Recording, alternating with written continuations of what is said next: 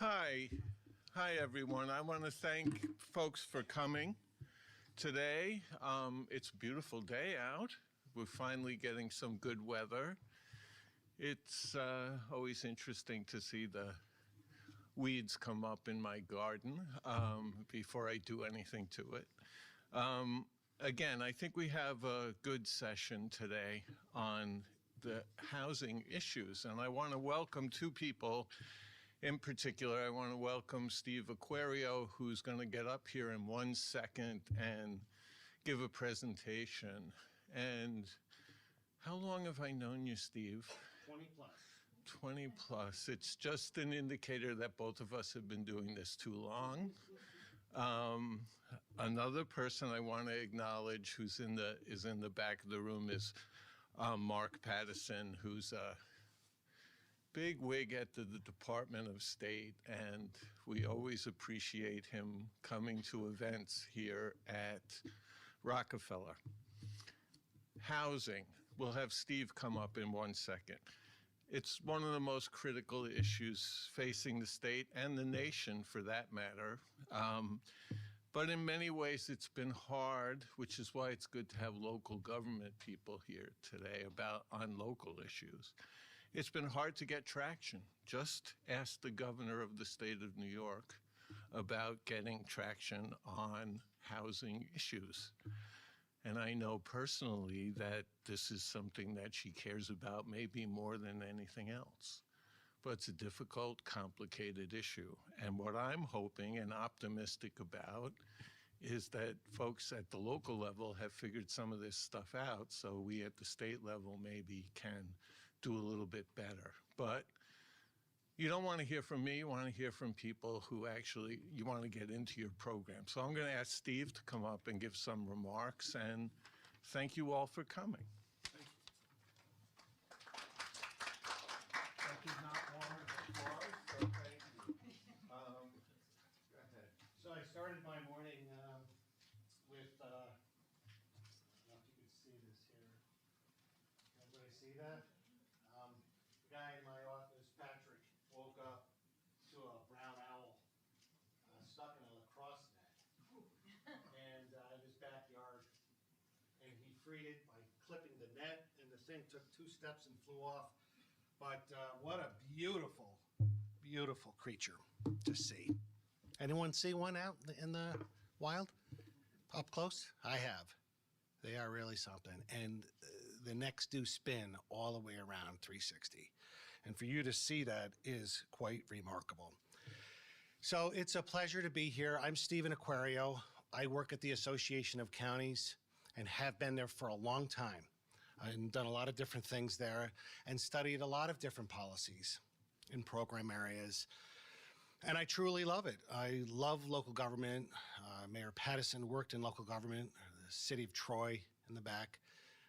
He knows what it's like. Emily Salzman is here from Westchester County. She knows what it's about in local government. And the power, what we can do. And we have power. Often we have unwritten power, and it's called police powers. Anybody know what police powers are of a government? Not too many. Oh, okay. So in our state, unlike in Virginia, counties, cities, towns, and villages can use police powers. That is, we can enact laws where the state hasn't acted in the interests of the health, safety, and welfare of our people. That's police powers. So we could use those powers to do things that aren't in statute at the state level. In Virginia, you can't do that. You have to be prescribed. The local government has to be given the authority. It's called a Dillon's rule. So we're a strong home rule state here. Our powers are in the Constitution, and we use them from time to time. We use them to regulate cell phones.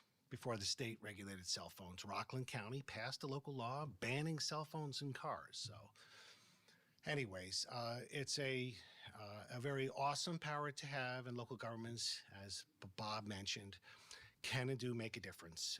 We are a partner of the state.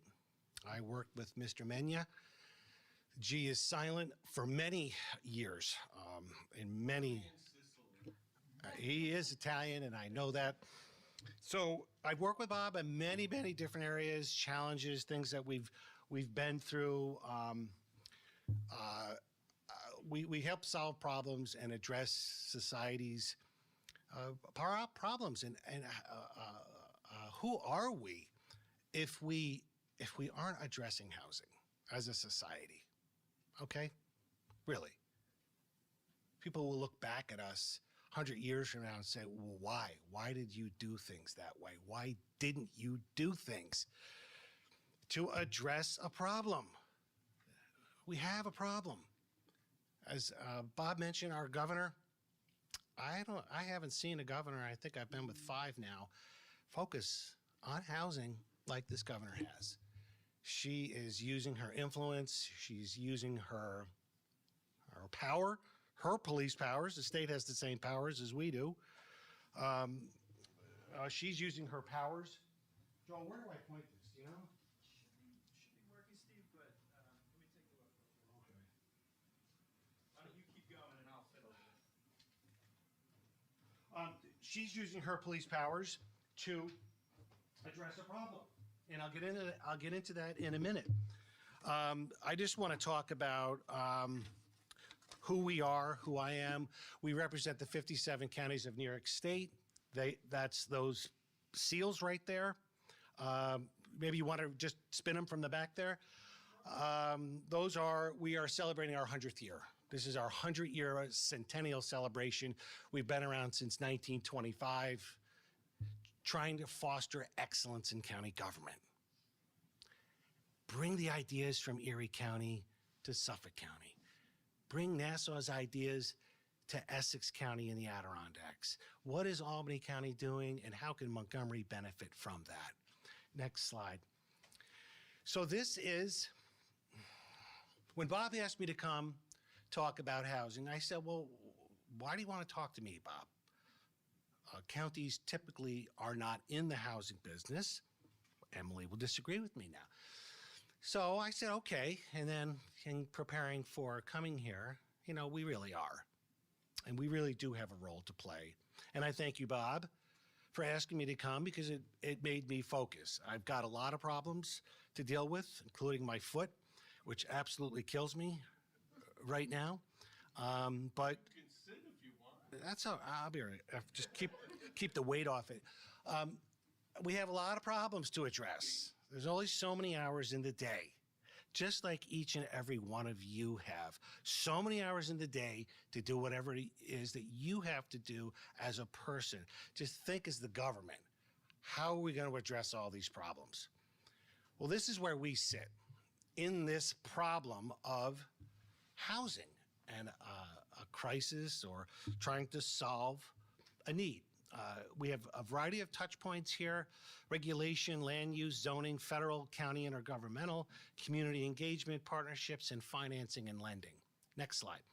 So here, I'll break it down a little bit for you. What are those buckets? How do the county governments, counties are regional governments. We sit in a city right here, also in a county right here, Albany County, City of Albany. Go 5 miles either way, you're in town of Colony, town of Bethlehem, town of Guilderland, city of Troy. Those are local governments, and then there's villages in there too.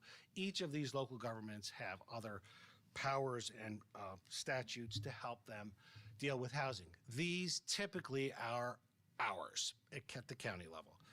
Community engagement, partnerships, education. We can partner with our towns, cities, and villages. Private sector officials, developers, try to come up with housing solutions. Property taxes play a significant role in the uses of some land. Some counties work with financial institutions, land banks. We can leverage federal programs to provide direct support or incentives for new developments, regulation codes. We enact the uniform fire building codes at the county level. Zoning is primarily a municipal function in New York State that is reserved to them in the Constitution. The towns, villages, and cities, counties do not have zoning authority, but we have regional planning authority. and we can do regional planning. Land use, again, housing requires infrastructure like roads, wastewater pipes, things to connect into drinking water. We could help in that regard. Utilities, energy, broadband, some of which counties build, like in Erie County. Some of it maintain, regulate, or otherwise support. And the last bucket down there is federal funding is often used by the counties to administer housing programs. So that's sort of our network. Next slide, please. In the Constitution, there is specific reference in Article 8, Section 2 for cities. Westchester is going to tell you they're doing. How are other counties working in this field? Well, a couple of decades ago, in 1992, there was an opinion by the Attorney General that authorized us to use those police powers to protect our people and engage in this area. Ulster County Local Law number 3 of 2023 shows counties making a formal finding of public necessity to justify their actions on housing issues, which is how Westchester and many, many other counties in New York are regulating and helping in this field today. But we differ from the towns, cities, and villages. Counties often focus on more of a regional housing solution. We're typically involved with funding and administering housing programs, providing support services like housing trust funds or land banks, infrastructure grants, and of course, partnering with our other municipalities. Next slide.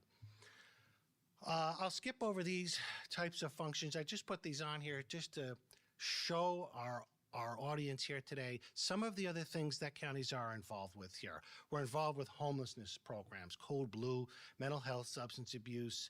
These were all the programs Mr. Megna used to help at the state level, help fund these programs with the counties. We do housing assistance programs. Next slide. Other types of programs that counties are involved with here: health and safety, home-led inspections and remediation, housing quality inspections, child welfare, foster care placement. We do at the county level, economic workforce development, housing as a workforce development strategy, housing, trying to put housing near job centers and near transportation, and of course on climate initiatives as well. Next slide. So on any given day in our state, we have 120,000 to 160,000 homeless people, people without housing. The crisis affects all aspects of our state, whether we're in an urban center or a rural or a suburban area. The challenges differ by region. On the next slide, we're a very diverse state. Just to show you how diverse, our smallest county, 5,000 people, obviously more deer and owls, in Hamilton County. Anybody ever been to Hamilton County? Indian Lake, beautiful, beautiful area. And Kings County, of course, at 2.74 million. Pretty diverse state. How does the governor regulate this issue with a state like New York? Very difficult. The economic disparities, some of our wealthier counties, Nassau and Westchester, with median incomes of $100,000, and for our lowest incomes in the Bronx and in Chautauqua at half that, at about $50,000. The housing needs vary widely. In urban areas, it's affordability, gentrification. What are we doing with old buildings or factories? Are we displacing lower income people by building luxury units in factory buildings, which seems to be the trend these days? Gentrification in our cities. Urban areas, of course, have homeless problems. Suburban areas, the NIMBYism and infrastructure constraints. And in rural areas, the quality of housing, of course, limited workforce availability, and an aging housing stock in rural New York. Next slide. Rural housing challenges, again, seeing a decline of units between that time period of 2016 through 2021. An aging housing stock, you know what it's like. I'm driving in a few minutes out towards in Amsterdam and very rural New York. I'll look at those houses all around in there. If you've driven around rural New York, you know what they look like. It's an aging infrastructure, which was once prime farming land is now an aging infrastructure and aging housing stock. Rural areas are also at risk of a surge in evictions due to funding cuts or emergency repairs and support programs. Next slide. So same issues in the urban areas of our state, the suburban areas, places like New York and the Hudson Valley. The housing costs have soared. Some communities seeing home prices doubling in recent years. I mean, I bet you the average price here in Albany County is probably about $500,000, probably about $1.2 million in Westchester, if I had to take a guess for housing. That's a lot of money. I bought my house for $180 20 years ago. Demand for affordable rental units far outpaces supply in the urban areas. Federal funding cuts threaten existing rental assistance programs. And again, our seniors, our older adults, we have a policy shift. When Bob and I were growing up,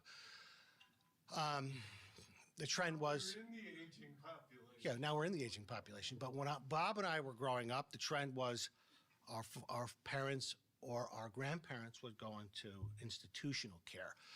Last 10 years, 15 years, there's been a reverse of that trend. So people are aging in place, and that's a good thing. Staying in their homes, aging in place policies keep seniors home, but it also restricts the availability of a housing stock being made available for the next generation. It's a blessing and a curse at the same time. So we have senior housing challenges as well. Next slide. I thought I'd put a slide up here just to talk about who owns the land, who owns these buildings that are in New York State, and I apologize that you can't really see it. But the little Pac-Mans that are on there, the yellow Pac-Man is an owner-occupied. So this chart here shows we've got about 5.5 million parcels all in. So buildings, tracts of land, mostly with buildings on it, residential and commercial, about 5.4. Owner-occupied, about 2.8. So those are owner-occupied in the yellow. You can't see it there, but the numbers will mean something. So the government housing authorities, about 133,000. This is what kind of got my attention a little bit. In-state corporations, so corporate ownership of the housing stock, about 500,000. I didn't know that before Mr. Megna asked me to come up here. And I know the governor has been talking about this, and I know that we support her legislation, but I really didn't know, and I still don't accurately know, but the best we could tell when I called the Lincoln Institute of Land Policy, they had done some research on this in Massachusetts, and I had a lot of slides about Massachusetts, but I figured it was a New York audience, and we'd be better off talking about New York. So owner-occupied, about 2.8. The government has about 133,000 units. In-state non-corporate, out-of-state non-corporate, about 2 million it looks like. That's just like a landlord or a private ownership renting it or leasing it to another party. So the next slide, just for residential, not business properties, almost 4 million, owner-occupied about 2.7. And there's the in-state corporate ownership of housing, about, looks like 230,000 units are owned by hedge funds or investors who buy property. Next slide. So we have a low supply of affordable. The key takeaway here was affordable housing, low production over the past couple of decades, loss of existing affordable owner-occupied units, and then again that the use of that word mischief caused by outside money or housing as a commodity. Next slide. I won't get into some of this. This slide just talks about the burden it places on New Yorkers. For living in New York City, about 43% of all households, 43% are cost burdened, the highest in the state to own a house in New York City. Mid-Hudson, about a third are cost overburdened of home ownership. Upstate regions, about 25% are burdened with owning a home. On the rental versus the ownership burden, of 40% reporting here of rental households are cost burden in all regions across the state on simply renting a house. People are overwhelmed with the cost of paying their rent. Long Island, highest burden at 51%, reporting a burden of simply renting. Next slide. So this slide says housing supply is not the whole problem. And this slide is educating us to say that there are more units than there are people. So why do we have a problem? That's what this slide is saying. So the Northeast, not necessarily New York, but it's talking about the Northeast, that there's 25 million units and 21 million households or people. So this slide is telling us that it's the affordability that's the real crisis and the crux of this issue. Housing supply is not the whole problem. And the next slide. And the real problem here is the gap between housing needs, the available stock that is affordable, livable, in a place where someone can work, raise a family, and live their life. Limited housing that meets location, quality, accessibility, healthcare, of course. There's a mismatch between housing types and locations and population needs. And the conversion of affordable units or the factories to luxury units or investment properties are the challenges of our day. Next slide. Here's the institutional investment in a single family stock. In recent years, 20% of transactions in single family market are sold to investors. That's pretty high marker in my mind. I don't know if it's a good thing or a bad thing, but there's obviously a profit motive involved. And if a commercial real estate was in the room here with us today, maybe they would argue that it's in the best interest to buy homes, fix them up, and then lease them out. But I don't know. I don't necessarily think it's a good idea. Today, about 25% of the single-family housing stock is owned by investors. I think this is nationally and within New York as well. It's divided between private corporate investors, not uniformly distributed in some neighborhoods, upwards of 70% conversion of single-family stock. Next slide. So a little snapshot into New York. I know we're mostly here in the capital region, but this is what I could pull or put together in the Hudson Valley. So because Westchester is here, we could look at Westchester. 168,000 housing parcels, investor owned, about 21%. So there's that number, about 20%. I don't think people have seen these numbers, Mr. Megna. So it's relatively new. I'm sure we have a very educated audience Yeah. that is not surprised, but I'm a little surprised. I was a little surprised too. So you could see, look at the Orange County. I thought that was very high. Now, Orange County is a New York City destination. A lot of people like to come from New York and live in Orange County. Next slide. As Mr. Megna talked about, the governor putting her credibility on the line, trying to address this issue with the resources of the state, the taxes of the state, investing $25 billion to create 100,000 new affordable homes. I think that she's already halfway or 60% in meeting that goal already. She's put in place limitations on hedge fund ownership and housing stock. Next slide. And she's done a number of other things. I have many slides in here, which I don't have any more time on because I got to stay on schedule here. Next slide. I just had a number of different initiatives by our governor at the federal government level. They're also looking at ending hedge fund control of American homes. A lot of foreign money comes in a lot of times, too, to buy homes as well. So the federal government, state government's taking up this issue. Next slide. New York State proposal as well, put in place by the governor. 75 waiting day period. So when a house goes on the market, it's got to be there 75 days before the corporate investors can come in and get that property. Next slide. So as Mr. Megna said, we are part of the solution. We can be. We are working towards that. You'll hear from Emily from Westchester with a wonderful county executive down there, Ken Jenkins, making a difference in Westchester County with a legislature that's very cooperative, working very closely with the county executive. And Westchester is a very progressive county addressing the needs of their community. So we are making a difference. We are trying to develop solutions. And if just real quickly here, because I'm being told we got to wrap it. So next couple of slides go through a couple of initiatives from the counties. Mr. Megna will have these slides. He could distribute them later. This is what just some counties are doing. Erie County, this is Monroe County, has a navigator to help housing search or aftercare programs, landlord incentive programs, encourages property owners to provide up to 1,500 additional housing units to low income and voucher holders through cash incentives, rental repair programs, landlord-tenant mediation programs. And on the next slide, Onondaga putting in $10 million, grants ranging from $5,000 to $250,000 per project. So these are just locally, this county executive says priority one at the macro level, more units, plain and simple. We need more units to stabilize market conditions.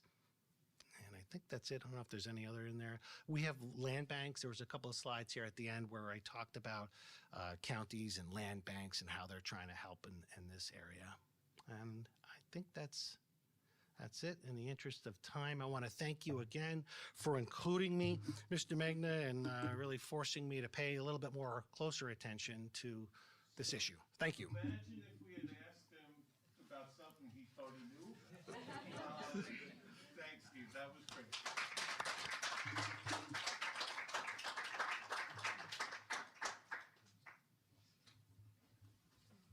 All right.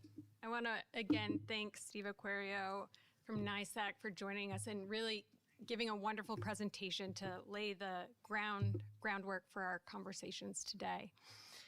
My name is Laura Rabinow. I'm the Deputy Director of Research here at Rockefeller Institute. And I want to welcome up the first set of panelists, so please come take a seat. And we'll begin our panel on diagnosing the dilemma, housing affordability, and access across New York.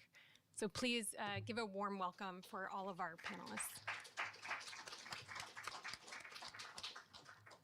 Wonderful. Our panelists today include Travis Broadbeck, Associate Director of Data Management at Siena College Research Institute, Spencer Chimbwe, Human Rights Commissioner for Rockland County, and Sarah Internicola, Housing Policy and Budget Analyst with the New York City Independent Budget Office. So I want to welcome Travis first to give their presentation. Thank you. Want to come to the podium? You're fine there. Okay, perfect. Outstanding. Perfect. Get this to work from afar. Maybe not. Travis, just give us the cue on the next slide. All right, I can work with that. Well, happy Thursday, everyone. Welcome. It's so good to be with you this afternoon. My name is Travis Broadbeck, and I have the pleasure of representing the Siena College Research Institute. My formal title there is the Associate Director of Data Management. What does that mean? I get to do a little bit of everything. I work on survey design, data analysis, quota management, and even communication of findings. So I'm really happy to be here with you to talk about housing, a really important issue to all of us. And in my previous career, I worked in homelessness. So this issue is really important to me as a previous employee of CARES New York, Inc. Next slide, please. Just before we get into the data, I want to tell you a little about the Siena College Research Institute, in case you're not familiar with us. Well, I had the nice, lovely drive 15 minutes away from here, from the Loudonville campus, and we were established in 1980. And we are primarily interested in public opinion. And that's really important because that gives people a voice in times that elected leaders may not be listening to them. Especially right now in a year that we're not having federal elections, people are dissatisfied or satisfied with the direction of their elected leaders. And public opinion research is so needed and actually wanted more today than ever before. You think about social media, you think about all the sentiments and the intersectionalities we have here, and there is just so much appetite to measure this. And so how do we measure public opinion research? Well, we have a call center at Siena College. It has 34 stations where we have both students and community members conduct our phone calls. But we also have a remote workforce across the nation. And so we believe that probability phone data collection is still the gold standard of survey research. It is expensive, and yes, people do not answer their phone calls. So we call them 7 times in a week, and they love us for that. But we've actually adopted new methodologies to meet people where they're at. So one of the methodologies that I specialize in is text to web, or MMS to web. What we do is we send a unique link to all of our respondents who've been randomly selected for the survey, and we provide an image that qualifies the survey as legit and some information on how to contact us for more information. We also sometimes use some data from panels. There's two types of panels, probability and non-probability. Probability is better. And most of these panels are people who sign up to take surveys. Either they've been invited to join this panel, or they signed up because they saw an ad to. And the panel world is a little dicey. If you follow our industry, there was recently a lawsuit in the state of Vermont, an indictment actually for a panel provider actually providing fraudulent data altogether. So we've always been cautioned of panel data, and that's why we still believe in probability phone, but there are plenty of organizations that do high quality probability samples, such as Pew Research and the AP NORC surveys. We also like to do mail-based data collection, but at the end of the day, we're multi-mode. We believe that all research needs to be representative. And how are we going to reach people? We're going to reach them where they're at, whether it's on paper, via the text message, over the phone, or every once in a while we'll even do a face-to-face focus group or an intercept survey. So those are the ways we collect data. And the question is, what do we collect data about? We have 4 pillars of research. One of those is our client research, where we go after specific projects. We've worked for DOH, Department of Health, AT&T, AARP, and many other clients. I don't want to spend all our time talking about them. We also do political research. I don't know if you're familiar with a small newspaper called the New York Times. We regularly poll with them, and we just released our 100-day poll on Donald J. Trump. So if you're interested in that, you can see that on the New York Times website. We also do social and cultural work. Housing is a really important element of that. And one of the surveys that we just released in January was in partnership with St. Bonaventure, the American Sports Fanship Survey, where we found that half of men 18 to 49 years old have or had a sports betting account. We see that as the next epidemic that is facing our populations. And then lastly, we do economic research. And that's really important because economics drive our world. We do a quarterly index and consumer sentiment survey, in addition to other surveys, in addition to the cost of living index that we just started this year. We were named America's most accurate pollster by 538.com 2 years in a row, and before that they had a report card rating system, and we're regularly an A+. So we are focused on high quality research. And part of that comes to how you write balanced and fair questions, how you structure and order those questions in your survey, how you use stratified random sampling, and most importantly, having strict and rigorous demographic quotas. Sometimes we quota based on county, sometimes we go incredibly crazy and we quota based on someone's geography, their party, political affiliation, and their race or ethnicity. So we can get quite detail oriented when we trade our studies. One last thing I want to mention is we're committed to transparency. We're willing to put all our cards on the table and allow people to criticize us. Because if you have a better way of doing research, teach us, because we want to learn. We want it to provide better truth for the public. Next slide, please. So what are we going to talk about? We're going to talk about housing, and I'm going to share with you 4 different perspectives. I have much more data to share, but I only have a couple minutes to share with you all today. So we're going to look at the perspective of local residents. We're going to look at the perspective of CEOs, voters, and also just consumers. Next slide, please. So we're going to start with a survey that we just released last month, the Capital Region Progress Report.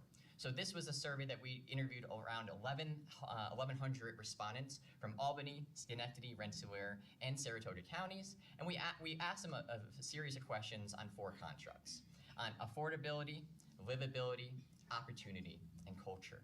And we released this on April 11th, and we had a nice community discussion at Siena College. And I want to just highlight these 3 questions from our local residents, people who live right next door. Now, when you rate the quality of the availability of affordable housing, 3 out of 4 residents said it's only fair or poor. We have a lot of work to do in the capital region.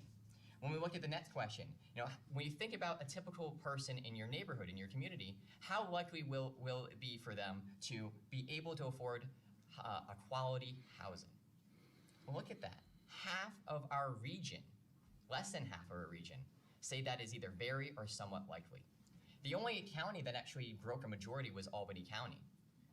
Schenectady, Rensselaer, Saratoga, not so much. So again, the average person thinks that being able to afford quality housing is not likely. And what about the last question? What about safety?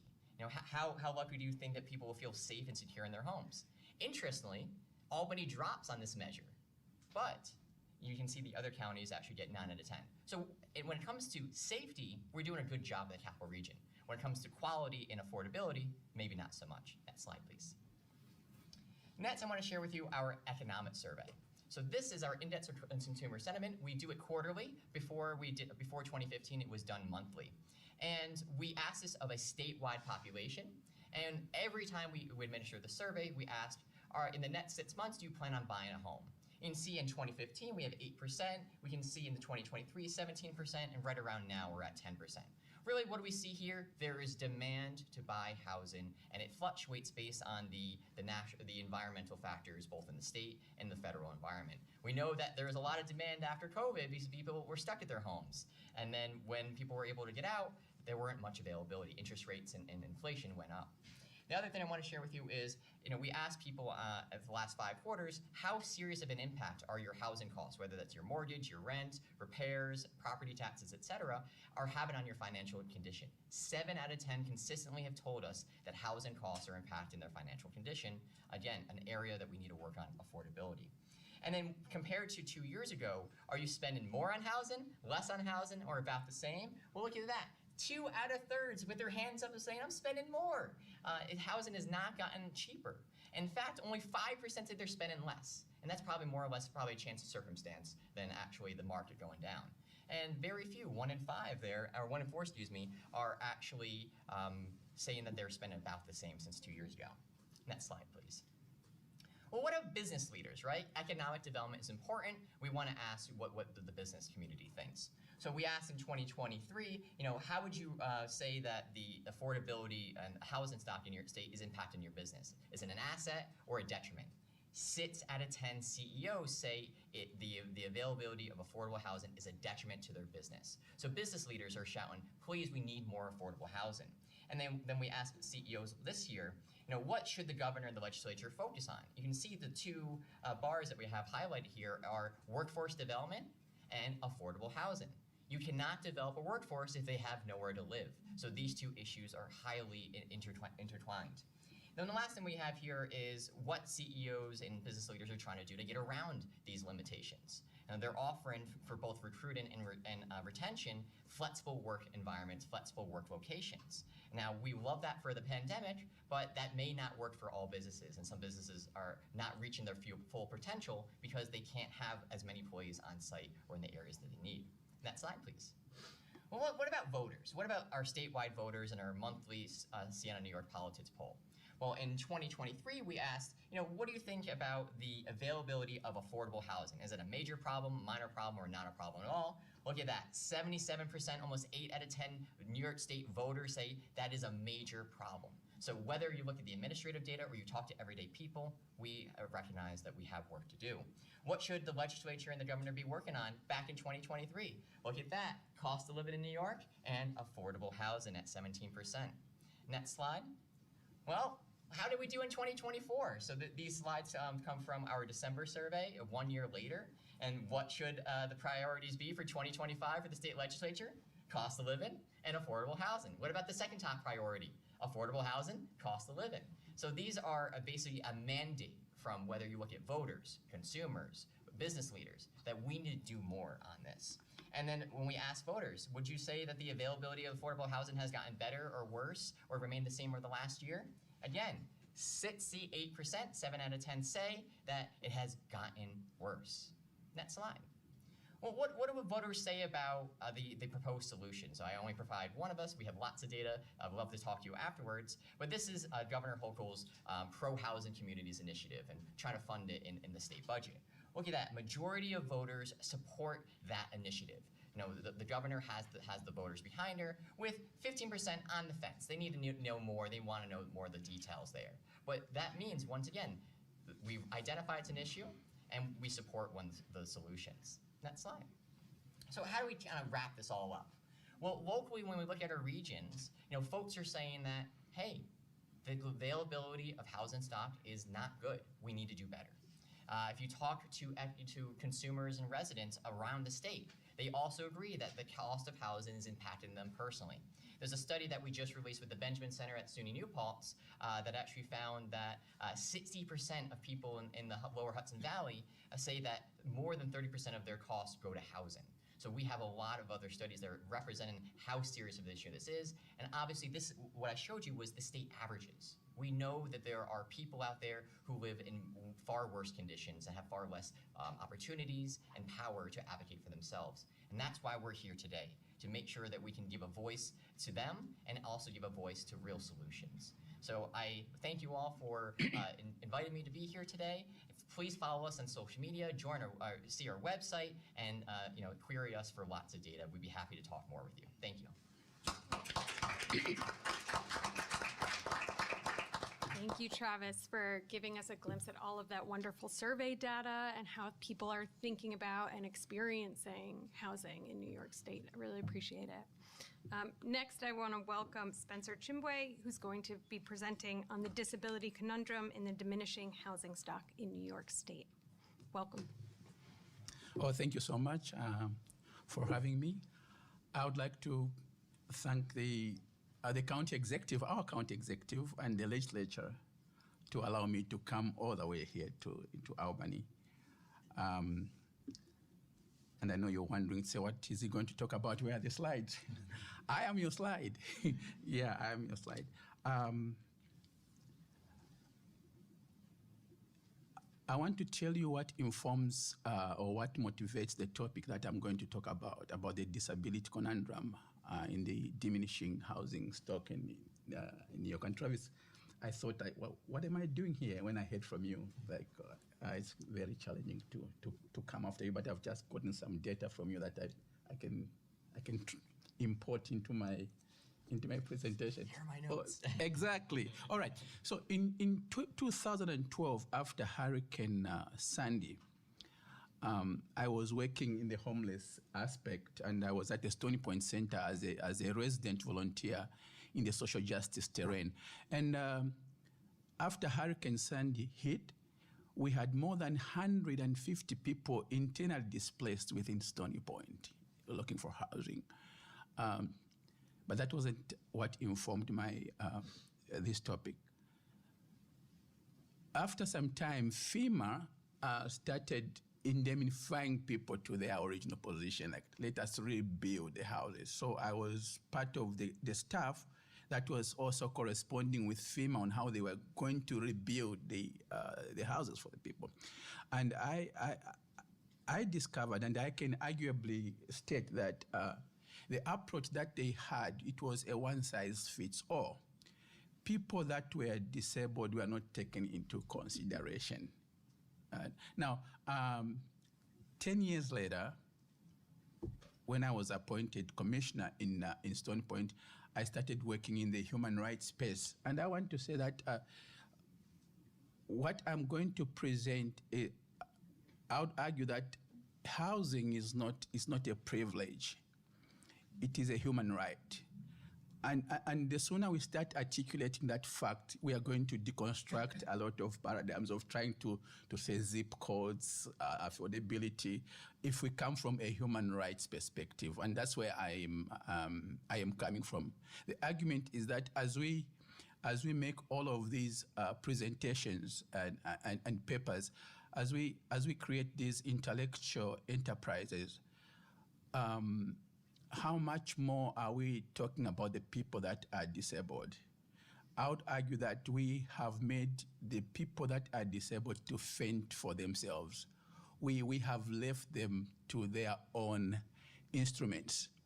And the very critical point, or a very good point of inception where this can be addressed, it is this point at the Rockefeller Institute. Actually, the last time I was here was 10 years ago. 29th of April, when we were discussing some policy thing. I was working with the state as a Senate fellow. Now, I just want to refer to a document which, if we were going to put it in a lot of slices, it was going to take us the whole day. So this document, it's a request for proposal by the Empire State Corporation. It's a recent one, and it is excuse me for that. It is a request for proposals for the purchase and development of 1024 Fulton Street.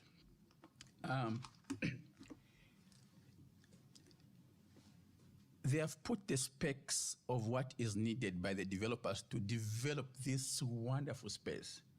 And when you read through this, you are going to find that every community has been catered for. Every community. And that is a requirement for Governor Oko to take these people in, to give them part of the $20 billion she has invested. But what you are going to find there is that there is no space to accommodate the people that are disabled. If you go to page 18 of the document, they talk about the disability questionnaire that goes to the people that are participating. It is a business as usual, or it is a normal questioning that we all encounter about: are you supporting the MWEB? Are you does your corporation work with people who are disabled? But there is no physical requirement to know how this housing is going to look like and cater for people that are disabled. And it's just that as a policy community, or as academicians, or as people who are in the academic space, I think we have to be more intentional in looking at this as from a human rights standpoint. As you all know, New York State was the first state to enact human rights law in 1945. And then we have all those protected classes. Now, until 2 years later, in 1947, that is when we came in to look at disability also as a protected class. But if you look at how things have morphed from that time, paper after paper, presentation after presentation, talking about the housing space, I would argue that little has been done to be more intentional about the disability or the disabled community. And now, when we talk about affordability, or what the presenter from NYCHA said, who owns the land, we have checked all those boxes. We are going up higher and higher, and we have all these ambitious projects that are making our county so beautiful. But when a case hits, or when we have a complaint from a complainant, or when we appear in some form of hearing, we do not have the answer why the disability community has been left to fend for themselves. So the appeal that we should look at in this presentation, or the recommendations that we should have. Recommendation number one: Governor Oko and other stakeholders in the policy making space, including the Rockefeller, we should make it a requirement that the people that are participating in this request for proposals, they put how they are going to accommodate people who are disabled in their buildings. That point is the very point of inception.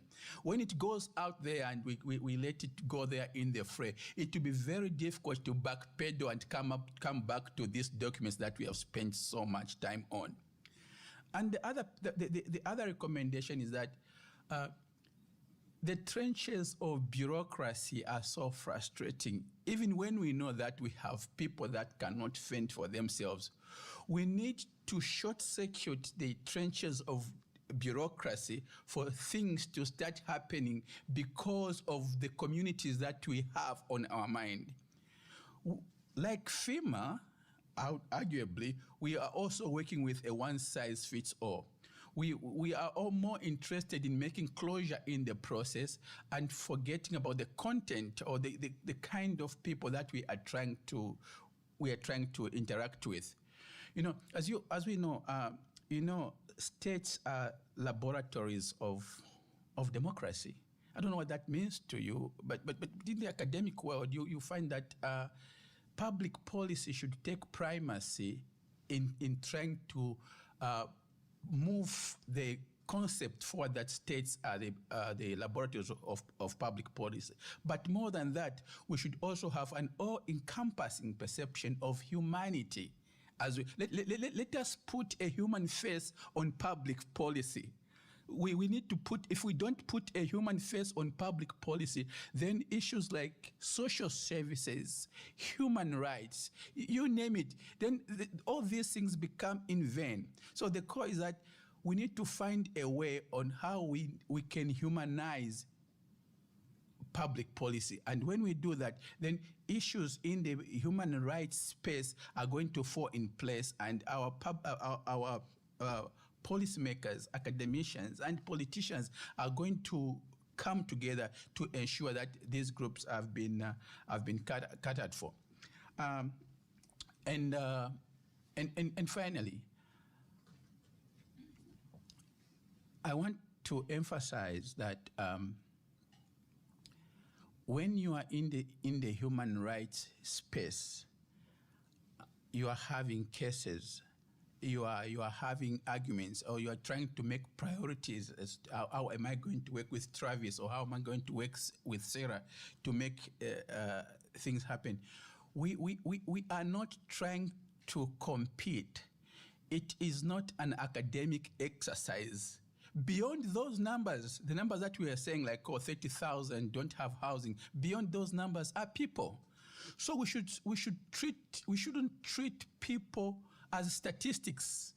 I like data management, I like data integrity, but we should not lose focus of the fact that we are dealing with people. And that is what tries to derail the process. That is what tries to be a bottleneck in what we do. Sometimes we focus more on deadlines and forgetting that we are dealing with people. So the disability conundrum in this diminishing housing space in New York is that we have left the disabled community to fend for themselves. But it's not too late. The onus of responsibility rests on us, policymakers, academicians, politicians, the businesses, to come together and be more intentional in infusing a timely policy in moving issues forward so that we can save everybody. Human rights is for all. Thank you so very much. Wonderful. Thank you so much, Spencer, for that very humanizing talk, for what we're here to talk about today. Lastly, but certainly not least, I want to welcome Sarah Nicola, who's going to be talking about inclusionary housing and direct subsidies, the relationship between affordable housing strategies in New York City. Thank you and welcome. Thank you so much.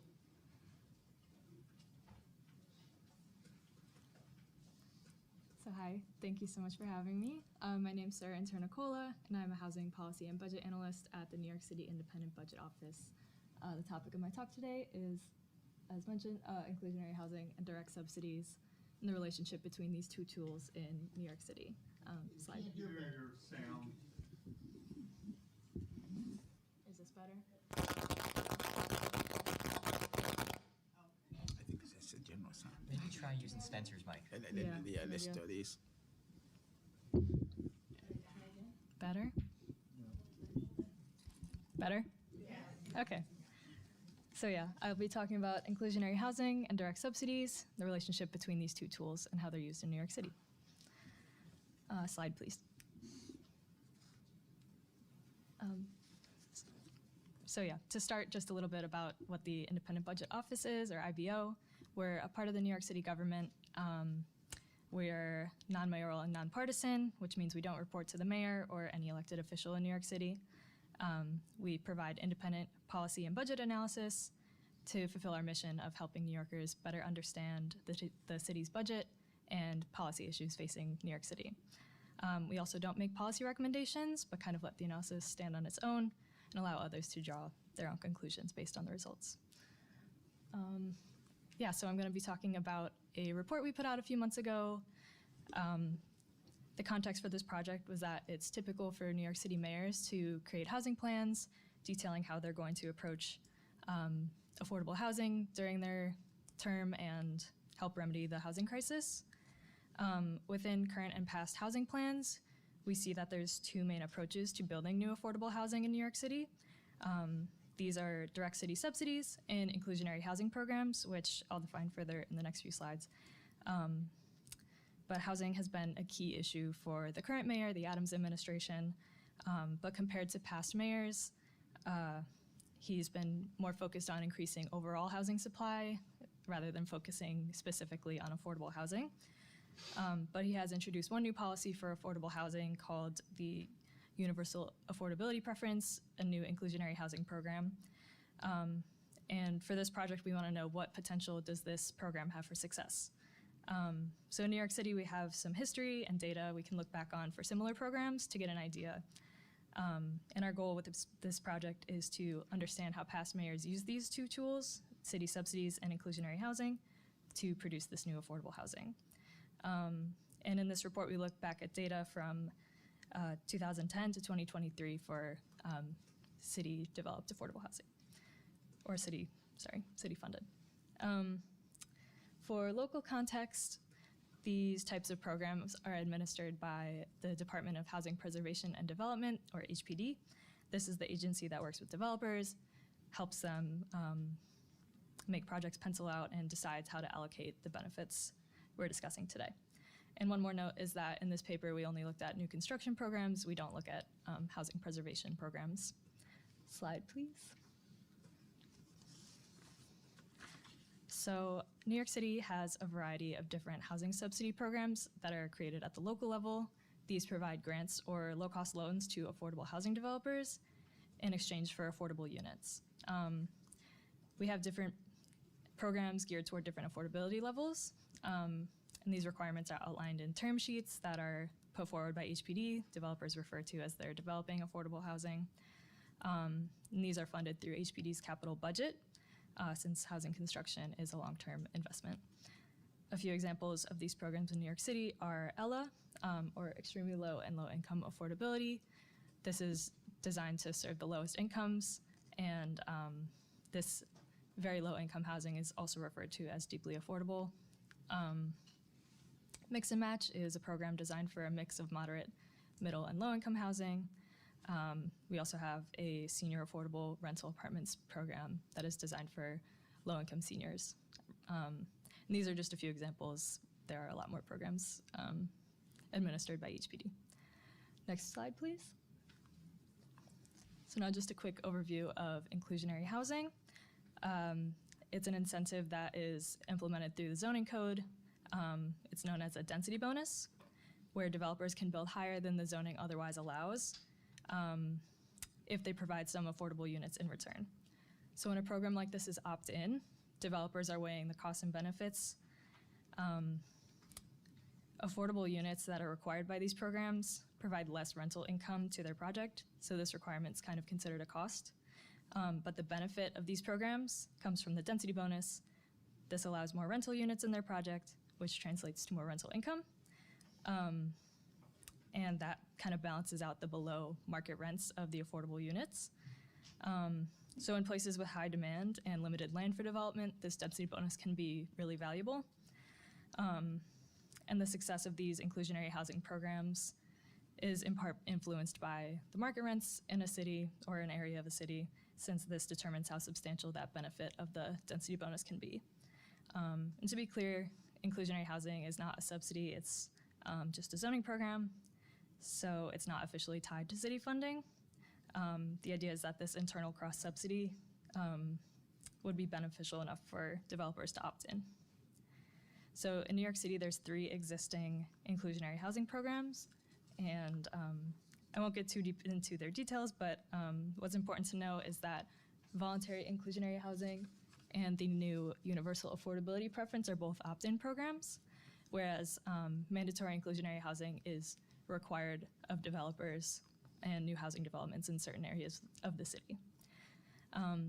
Also, UAP, the new program, is very similar, just functions very similarly to voluntary inclusionary housing, but requires somewhat deeper affordability levels than voluntary. And this is important to understanding the costs that developers are weighing when they're opting into a program like this. Next slide, please.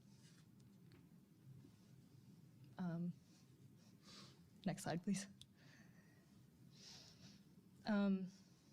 So here we mapped out where these 3 different inclusionary housing programs applied, and you can see that UAP in the blue applies to much more of the city than either voluntary inclusionary housing in the yellow or mandatory in red. So this is adding a lot more opportunity for density bonuses in new areas of the city. And it's important that the universal affordability preference expands to lower rent areas of the city that previously didn't have any density bonus opportunity, because as mentioned, the success of a program like this is partly determined by how much the area's market rents can contribute to the project's overall financials. So lower rent areas in the outer boroughs, this is where UAP is expanding density bonuses. Next slide, please. So now coming back to our research question, we want to know how past mayors used city subsidies and inclusionary housing in the past and what implications it has for the new UAP. So here we're looking at how the city spent money on subsidies since 2010. On the y-axis is city dollars spent, and the x-axis is fiscal year. We're comparing city spending on voluntary, mandatory, and city subsidies alone for all these housing projects. So first, you can see an overall increase in spending on new construction subsidies since 2010. But one important takeaway here is that a lot of projects receiving city subsidies are also using density bonuses, the share of which has also grown since 2010. That's the green and purple portions of the bar. We also found that from 2017 to 2022, the majority of city subsidies went to projects that were also using inclusionary housing. This was as high as 79% of city subsidies in 2022. We also found that from 2010 to 2023, 20% of all voluntary inclusionary housing projects used subsidies. And for mandatory inclusionary housing, since it was introduced in 2017, half of those projects used city subsidies. So overall, there's a really clear connection between inclusionary housing and city subsidies. Next slide, please. Next, we're looking at affordability levels of these various approaches to new affordable housing. Here we're breaking down the affordability levels of the units produced using either MIH or voluntary inclusionary housing, with or without subsidy. So there's a lot going on here. I'll walk through it. On the y-axis, we have the number of affordable units produced. X-axis is fiscal year. Mandatory inclusionary housing was introduced in 2017, so that's why it's a shorter range of time. On the top left is projects that used voluntary inclusionary housing and city subsidies. Top right is mandatory inclusionary housing with subsidies. And the bottom is the same, but without subsidies. And these charts are all on the same scale, so we can easily compare the number of units between programs. And finally, affordability levels are color-coded on the bottom. So first, you can see in these charts, projects that use MIH and city subsidy have produced the most units overall in the top right. We also see that for both MIH and VIH, subsidized units are more often affordable at the lowest income levels, extremely low and very low. So for the units on those top two charts that use subsidy, half of those units altogether were affordable at the lower income levels, but without subsidy, there's a much lower proportion of deep affordability. Only 30% of those units overall were affordable at the deepest levels. Slide, please. Finally, we looked at the affordability levels of units that received city subsidies but didn't participate in inclusionary housing programs. And we find that overall this has produced the most deeply affordable units, so again, extremely low and very low incomes. The share of those have grown over time, but overall 2/3 of those units were deeply affordable. Slide, please. So to conclude, we have a few main takeaways from past policy outcomes for the potential outcomes of the UAP. First, we showed that despite often being discussed as two separate tools, inclusionary housing and direct subsidies are often used together to achieve more housing or deeper affordability than otherwise possible. So it's true that inclusionary housing does impact the city's budget. We found that without subsidies, these inclusionary housing programs alone produce few deeply affordable units. So because UAP is aiming to reach deeper affordability levels and be implemented in lower rent areas of the city with weaker rental markets, we expect that many projects using UAP will also need city subsidies in order to pencil out. Slide, please. All right, thank you so much. We can read the full report at the QR code here. Thank you for having me. Thank you, Sarah. All right. Without ado, I think I'll open this up to questions so that we can get right to it. Thank you all so much for your wonderful presentations. They really brought together both, I think, the policy, the data, and the very human underlying quality of this issue. So that was really wonderful. Yes. Travis, do you have any longitudinal data on feelings about housing over time? I think we have a lot more acute concerns about housing in a post-pandemic environment. I wonder if you had an opportunity to look and see how housing fears, anxieties, inaccessibility has worsened since the pandemic. Absolutely. So as you imagine, every year the state has to publish a budget. So we regularly ask about the issue of affordable housing pre and post pandemic. And as we've experienced, the issue got worse and worse during the pandemic because a lot of these corporate landlords. We have some data on that policy that Governor Hochul actually proposed to actually put a 90-day moratorium on corporate owned housing. So we have data to go all the way backwards, but also we have some other data on the policies and initiatives used to address the problems that we're facing. I see a lot more hands coming up now, and we have somebody coming around with a microphone. Yes. Thank you. So we represent the New York State Council of Churches, and I'm wondering for Travis, I have questions for everybody, but with Travis, do you have any data on religious property and the creation of housing on religious property? Because we know churches are probably some of the most numerous landowners in New York State. And I don't want to pepper people with too many questions, but for Sarah, do you know of any data about faith-based organizations and subsidies in creating housing in New York City? I know the City of Yes just passed, and there are a number of housing organizations that or churches that were looking to create housing, but if any data that you have would be helpful. And for Spencer, during the time that you noticed that there were a lack of housing happening in Rockland County after the pandemic, have any faith-based organizations and churches stepped up to help with that, with housing? Wonderful. I'll take the first part. Not in the last 3 to 4 years, but I have some business cards. Let's connect afterwards, and I'll be happy to connect with you and send you whatever we have related to that topic. You're welcome. New York City has some publicly available data that's very rich at the property level. It's called Pluto, and that is a really great tool for identifying faith-based properties if that's what you're interested in doing. But let's definitely talk after.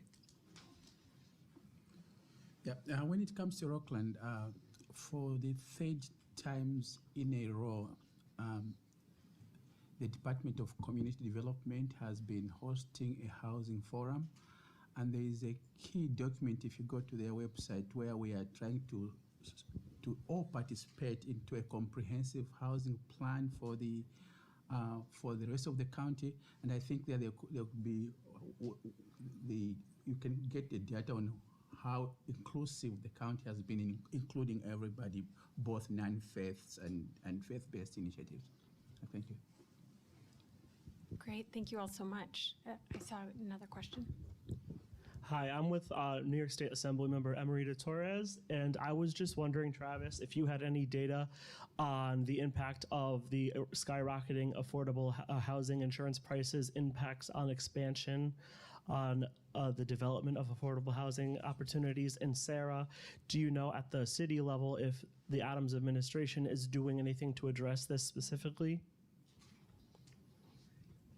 I'll have to look on that one. That's a very specific question about insurance impact and property development prices. Is that what the question is? Yeah, just because the insurance rates for housing developers are skyrocketing, and we've heard a lot of information from a lot of different sources that it's one of the key issues that is throttling the ability to develop and expand and maintain the existing property. And we'll have to look at our CEO study. I think that's probably be the best data set for that. Oh, awesome. Yeah, because we actually have a legislation that speaks to this issue. It would like establish an affordable housing access fund. That would be a $50 million appropriation for affordable housing developers. Should this pass, of course, that they'd be able to apply for it and get some discretionary funding that would help offset the cost of the increasing insurance rates to basically help maintain affordable housing that exists and help promote and expand it, more affordable housing. Let's connect afterwards. Yeah. I'm all set. Thank you. Thank you. Wonderful. Next question. Hi, Peter Cook, Executive Director, New York State Council of Churches, and also with the Interfaith Affordable Housing Collaborative, which consults with churches, faith-based properties on how to repurpose their property to build affordable housing. Rashida, who just spoke, administers that program. So just some more pointed follow-up. One, with regards to the insurance, that's a huge issue. I know that John Crotty with Workforce Housing has been working on a scheme to try to create their own insurance company to kind of deal with this. I'm not sure how that relates to the legislation which was just mentioned, but I think there's several people working on that. And then more specifically on the Faith-Based Affordable Housing Act, which we're proposing and which is in the legislature. What is your position on that act? And are there things in the act that you think need to be modified, but we would like to get this passed in this session? We have tons of faith communities all over the state who could build affordable housing on their property, but there's one big barrier to that, and that is called home rule and zoning. And it's just personally crazy to me that we have a governor who is talking about a supply problem and legislators who are talking about a supply problem and yet turn around and do pretty much everything they can to figure out how not to pass this bill. And then my final question for Sarah is that there is a rule in HPD that we know is under negotiation where churches under the original proposed rule would not get a portion of the development fee, which really makes the math difficult in terms of churches bringing property to the table. And I wanted to know if you have an update on the status of that rule. Sorry, that was a lot. Sarah, Thank you. Sure. Yeah, I don't have an answer for you off the top of my head. But there has been some progress in New York City, like at least on the local level for faith-based development. There was a part of the City of Yes zoning package that helped rewrite some of the zoning rules around development on faith-based owned land. For example, like if a church has a parking lot next to it, the old rules were that you couldn't build housing there, and those rules changes so that now you can. But I'm not super familiar with that HPD rule, but I'd be happy to take a look and talk about it with you after. Spencer, do you want to respond to anything there?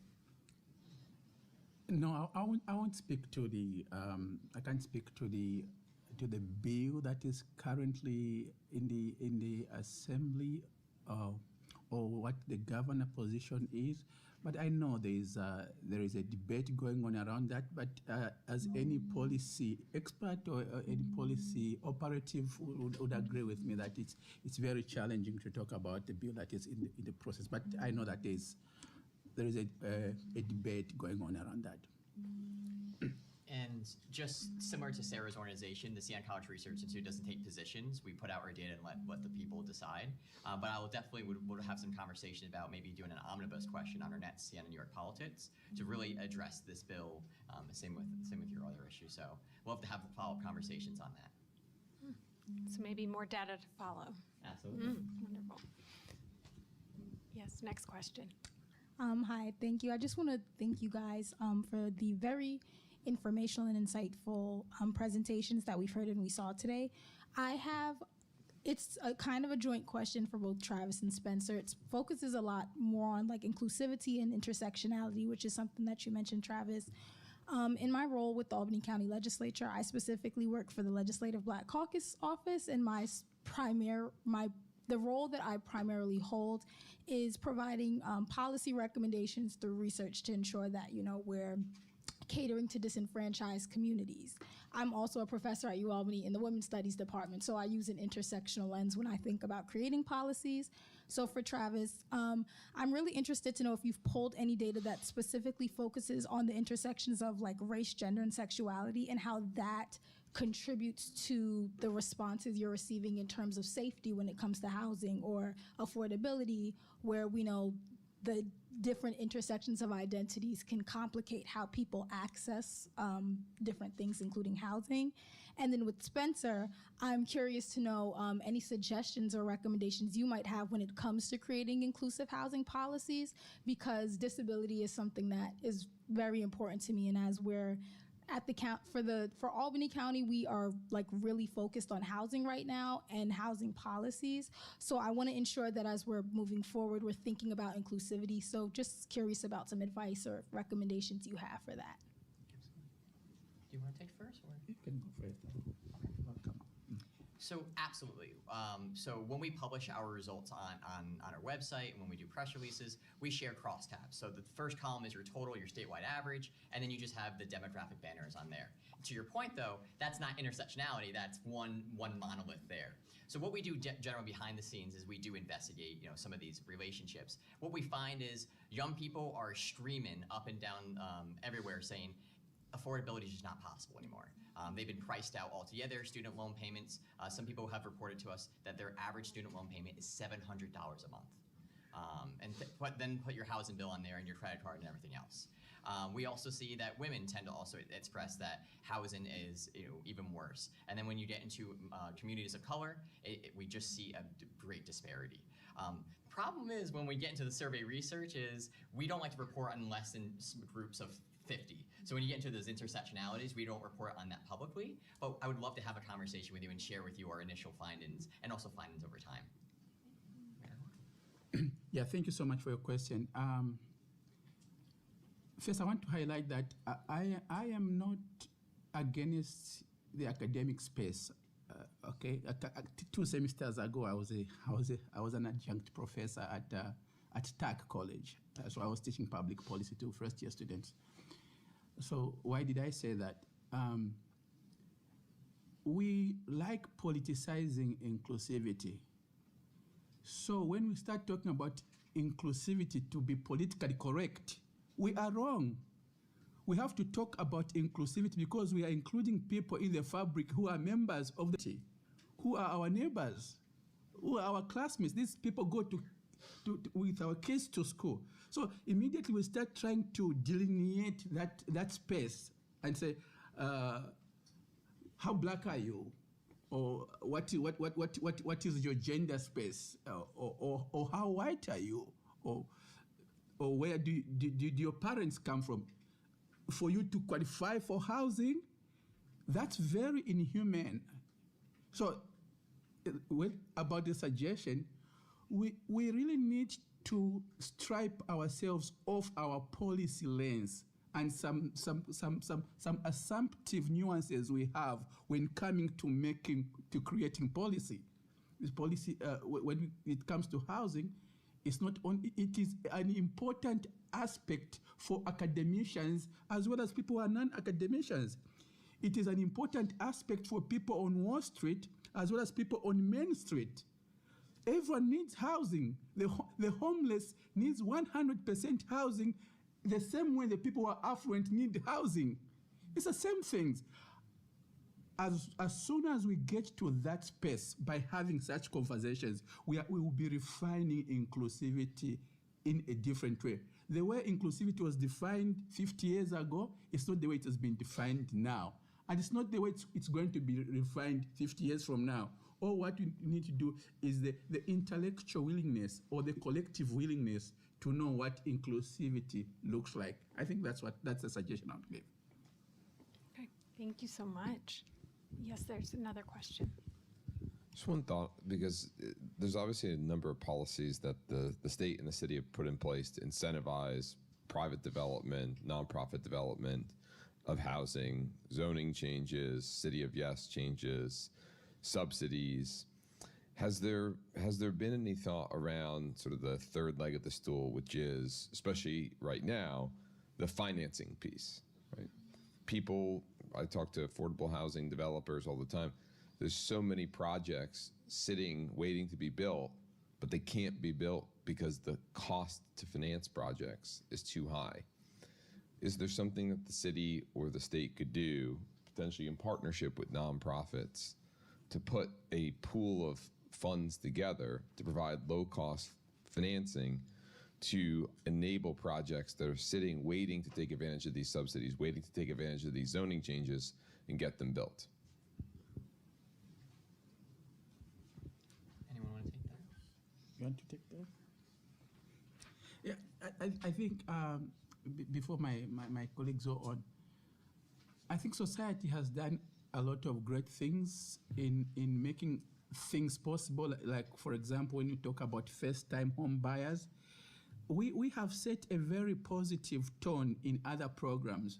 But maybe what needs to be done is to replicate those positives into other areas so that we come up with a pool of resources to help people who are challenged in the face of, or to walk the financing landscape. So we have some models that have worked in the past, but we just have to figure out how those positive models can be replicated in some other challenging spaces so that we have some answers. That's what I'm thinking, Travis. What do you think? So we actually, when we released our Capital Region Progress Report on April 11th, we had that community forum. One of our co-sponsors for the survey was Pioneer Bank.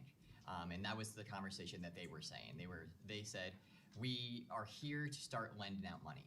And I think it's not just government, whether it's state, local, city, et cetera. I think it's also that community engagement with local churches, with banks and community credit unions, because this issue is much larger. And many times when we had that conversation, the stakeholders, they said that it was very hard to get people together. We have Zoom, we have these great events.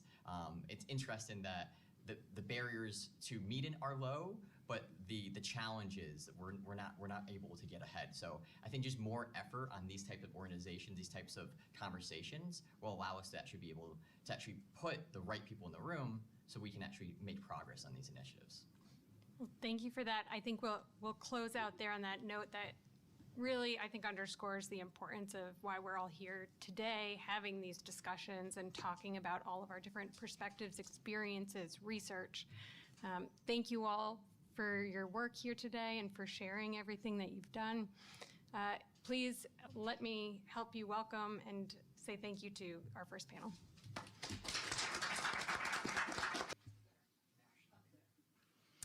Okay, good afternoon, everyone. My name is Lisa Parshall, and I'm a policy fellow here at the Rockefeller Institute of Government, and I'm also a professor of political science at Damon University out in Amherst, which is just outside of Buffalo. So I'm from the western edge of the empire here.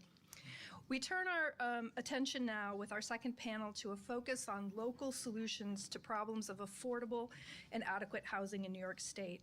So our presenters today bring a wealth of practical knowledge with respect to piloting and spearheading housing policy in relation to community and regionally specific challenges and needs. So without further ado, our first presenter, and I'll introduce them one at a time. Our first presenter is Pooya Gorbani, who is a principal economist for the Office of Research and Strategic Analysis at the New York State Homes and Community Renewal, HCR. He's going to be talking to us today about removing the barriers to moving to a well-resourced areas using the Neighborhood Resource Index, a pilot program for voucher holders in New York. take it away. Thanks. Thank you. Good to meet everyone. It's good to be here. I was employed by the Rockefeller Institute at one point. I presented here in the middle of the pandemic, but it's my first time in Albany, as I was just telling Lisa. So good to be here. Good to be back. Yeah, I'm Puya Gorbani from HCR, Homes and Community Renewal. We are the state agency in charge of promoting and preserving affordable housing via multiple channels in New York State. What I've brought here today is an introduction to a tool that we developed at HCR called the Neighborhood Resource Index, or NRI. I'm going to be using a couple of acronyms today, and I apologize in advance. And the particular application of this tool with regard to housing choice vouchers. I can go to the next slide. All right, so vouchers, I guess we're all familiar with them, are meant to provide some mobility to lower income folks to pick their residence of choice or neighborhood of choice and to pay for the balance between their share of income and the rent for the unit. The chronic problem with vouchers, however, has been that that very premise did not materialize to a satisfactory level. Housing choice vouchers have been concentrated in high poverty areas. That has been documented pretty extensively. It motivated a number of projects, studies, interventions by the government, including HUD's largest random assignment experiment in the country called Moving to Opportunity, to kind of help voucher holders to locate in high opportunity neighborhoods. This is mainly, I think, related to future outcomes for children of low-income families, which is improved by living in high-opportunity neighborhoods. In New York State, we initiated a similar program to Moving to Opportunity called Making Moves. This is basically helping voucher holders move to higher opportunity neighborhoods. The assistance comes in different forms, including assistance with security deposit payments, moving costs, counseling, working with landlords, things of that nature. Next slide, please. The way the program is structured, a number of neighborhoods around the state as well resourced according to two metrics or characteristics. One is poverty rate, the other one is the proficiency rate or level at the neighborhood level. So if a neighborhood scores above certain thresholds in terms of these two metrics, we call it a WRA, or well-resourced area. And if a voucher holder family moves to one of these areas or neighborhoods, it qualifies for funding from this program. Next slide, please. This is a map of WRAs, or lack thereof, in Albany and Rensselaer. The red line shows the boundary of the city, and as we can see here, this WRA system does not identify any well-resourced areas in the city of Albany as of 2024. Whatever darker shades that we observe on the map are on the outskirts or the suburbs. Next slide, please. So the Making Moves program, the initiative at New York State, has been facing the typical challenge that voucher programs face around the country, which is, and a twofold. One is that there is a shortage of affordable units in high opportunity neighborhoods. In our area of study, I should have mentioned that the program, the Making Moves program, is active in 3 counties, Erie County and Buffalo, and then Suffolk and Nassau County, Long Island. In those areas, there's a 30% difference in median rent between WRAs, or well-resourced areas, and elsewhere. So it's harder to find affordable units in high-opportunity neighborhoods. Secondly, landlords have been less likely to participate in voucher programs in higher opportunity neighborhoods. That has been documented in a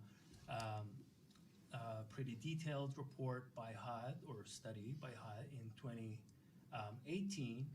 And as a result of these challenges or shortcomings, we observed that in our area of study, the share of voucher holders who moved and were eligible for assistance has been pretty small. In Erie County, it's been only 23%. In Suffolk County, only a third of voucher holder movers qualified for assistance from this program. Next slide, please. So the program looks to kind of improve upon those outcomes by increasing the share of eligible families or voucher holders. That's where we introduced this new tool, the Neighborhood Resource Index. This is kind of an improvement upon the WRA system, or the well-resourced area system. Instead of just the two metrics of poverty and educational outcomes, we are combining 22 different characteristics of neighborhoods and generating one single score for each neighborhood, which ranges between 0 and 100. And that way we can, instead of taking a binary approach to neighborhood opportunity, we can rank neighborhood based on how much resources they would provide on a scale of 0 to 100. Another new aspect of this tool is that we regionalize our scoring mechanism so that we compare peers to peers. We introduce 4 classes of neighborhoods: New York City as its own thing, then suburbs of New York City, Long Island, Westchester, and Rockland, and then all the major cities upstate and the rest of the state. So we have 4 classes or types of neighborhoods, and we compare neighborhoods within each class separately to create that index score. And a colleague of mine presented this tool in more detail here last year.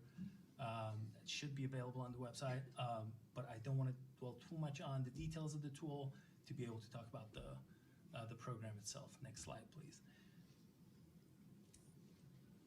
All right, so this is how the older WRA system compares against the newer Neighborhood Resource Index on the left side.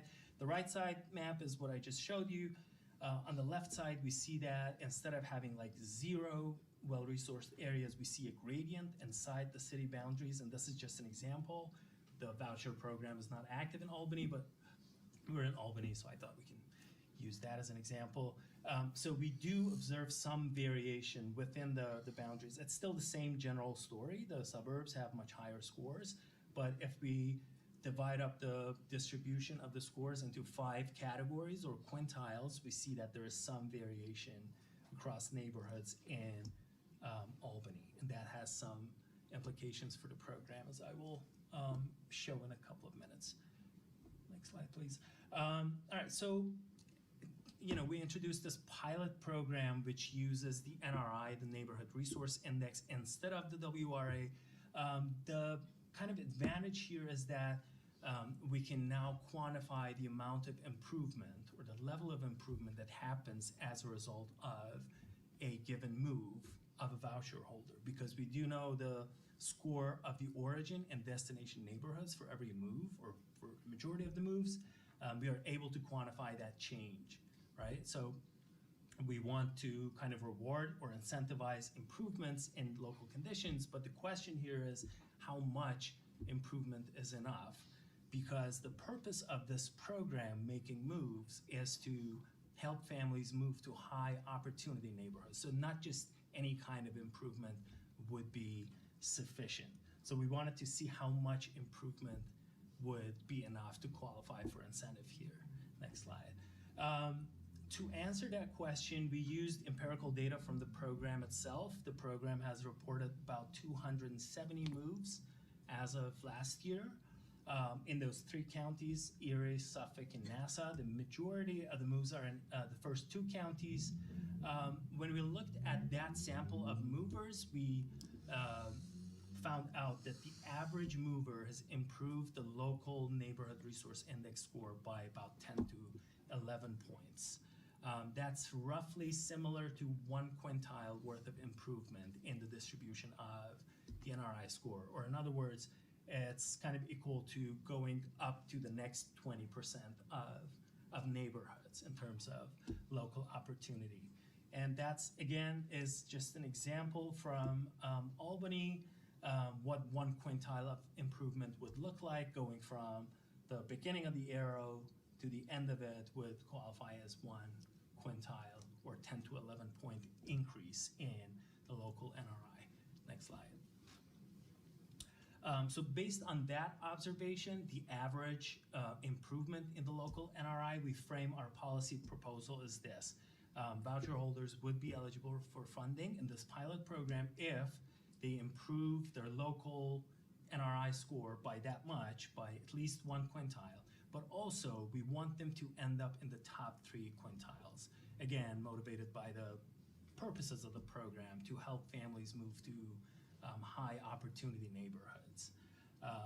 So moving from the bottom quintile to the next quintile is still improvement, but it would not qualify under this proposal. Next slide. So in this example, I'm showing a map of Buffalo. On the right side, we see the older WRA map, or well-resourced areas map. Again, within the city of Buffalo, we have none, and the black dots represent the destinations of the moves by voucher holders. And we see on the right side that an overwhelming majority of the dots are in brighter areas, which means they would not qualify for assistance by this program. On the left side, the only thing that I've changed is the underlying map, which introduces that gradient that we just saw. So we see that quite a few of the black dots here are now in the top 3 shades of blue, which means that they could potentially qualify for assistance from this program. So all this does is it introduces some more flexibility as opposed to, you know, neighborhoods being yes or no. Next slide, please. This is just another way of making the same point. On the left side, have Erie County with 201 of the moves out of 270.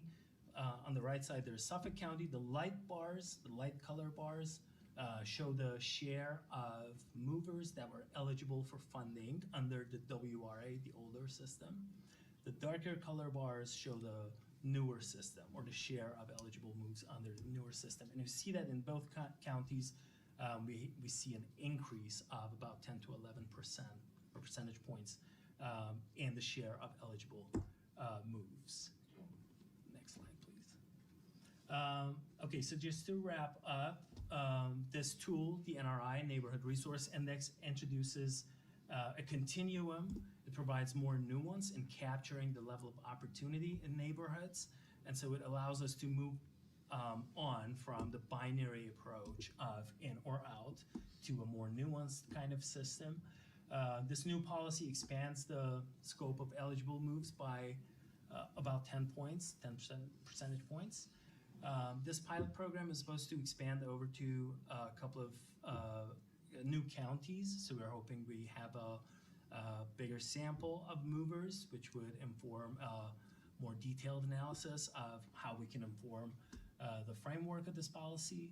And we're also working on some future research about measuring the success of this program, both in terms of, you know, connecting actual families to better outcomes, to higher opportunities, but also the cost effectiveness for the government agency that I represent here. Thank you. This was, I think, the last slide. Yes. Thanks.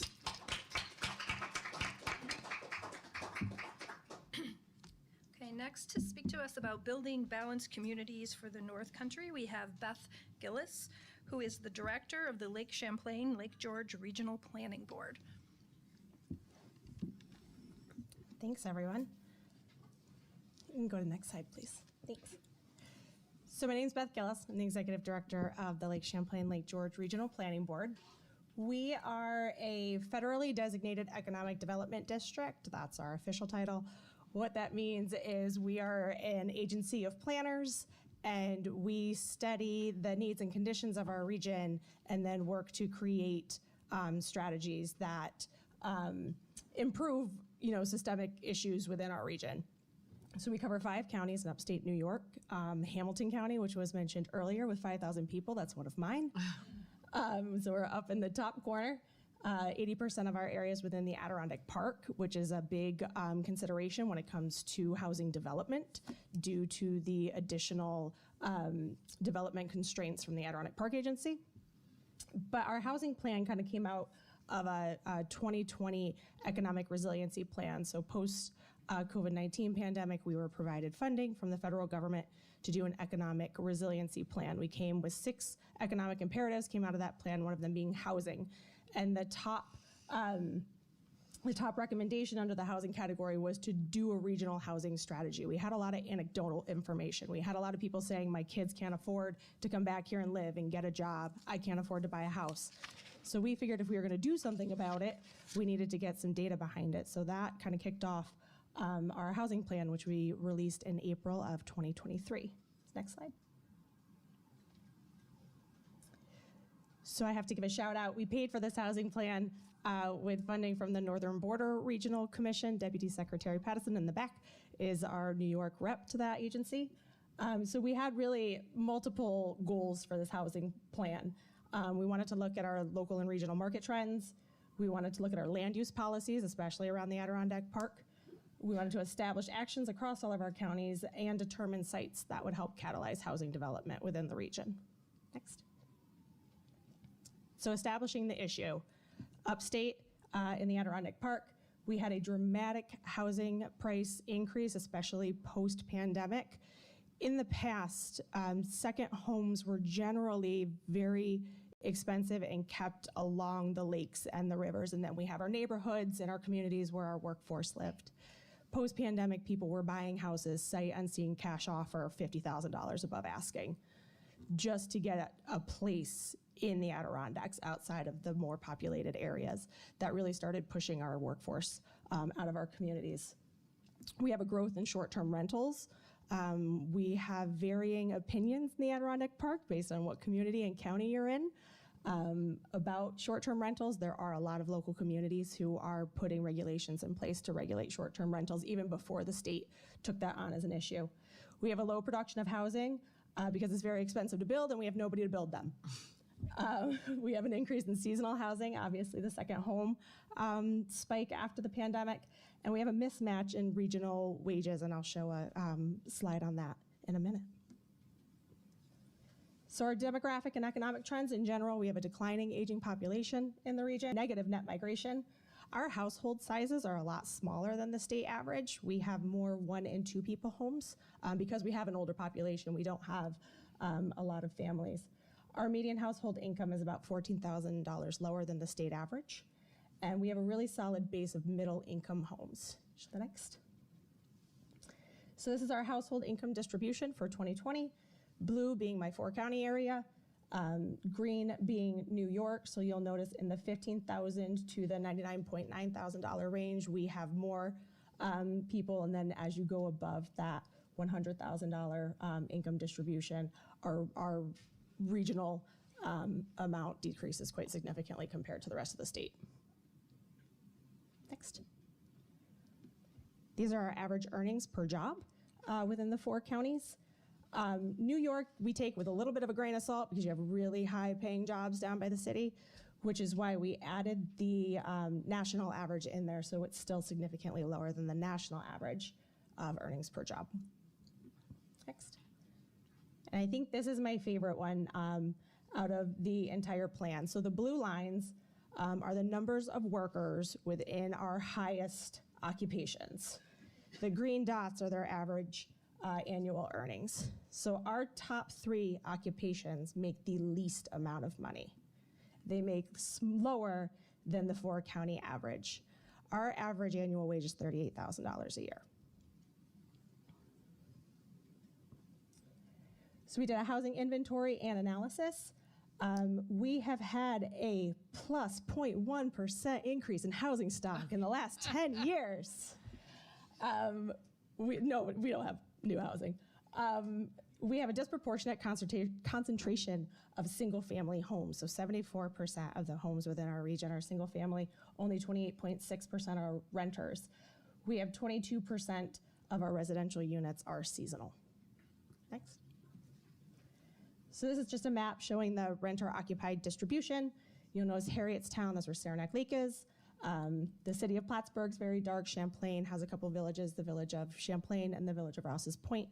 But for the most part, not a lot of renters in our region. Next. Comparatively, this is seasonal, recreational, and secondary homes. Over 80% of the houses in Hamilton County, the one that was mentioned earlier with 5,000 people in it, because 80% of the houses are second homes. So our housing market trends, we've had an influx of residents post-pandemic. The home prices are increasing significantly. We have limited inventory, low vacancies. Our readily developable sites are limited. It's not saying that you can't develop in the Adirondack Park, because you can, but there's a lot less availability of land and there's a lot more hoops that you have to jump through to make it happen. And we have high housing costs, construction costs. Next. The top is showing the median single family sale price in the region, which is hovering around $190,000. The one on the bottom is just showing the increase in sale price. So you can see in 2019, 2020, 2021, the graph just increases significantly. So we have 20,000 housing interventions that need to be done within this 4-county region. And that's not saying that we need to build 20,000 new units. We have 20,000 interventions with cost-burdened or displaced workers, those living in substandard housing, the underhoused young adults, those are people living with their parents or with family members because they can't find or afford a place to live, overcrowded households, and then again, our senior needs, which I won't get into talking about the senior housing issues. It isn't our plan, but I'm going to talk about it today. So this is that 20,000 that I mentioned. So cost-burdened households, we have 17,000 within the region, and then we have another 3,000 displaced workers. This is the affordability gap in each one of the counties. So on the left is affordable home price based on the median income of that county. And on the right is the actual median sale price of homes. And we backed waterfront homes out of this calculation. So this is not including the $1 million homes. And so in Hamilton County, the gap's 60,000, in Clinton County it's 32,000, and in Essex County it's 81,000. Next. We did a huge amount of public outreach as part of this plan. You can go to the next one. We surveyed employers, and we pulled this out. 38% said they've had someone decline a job because they couldn't find housing. So we don't have anyone to build the houses, but they have nowhere to live, so we can't get people to build the houses. Next.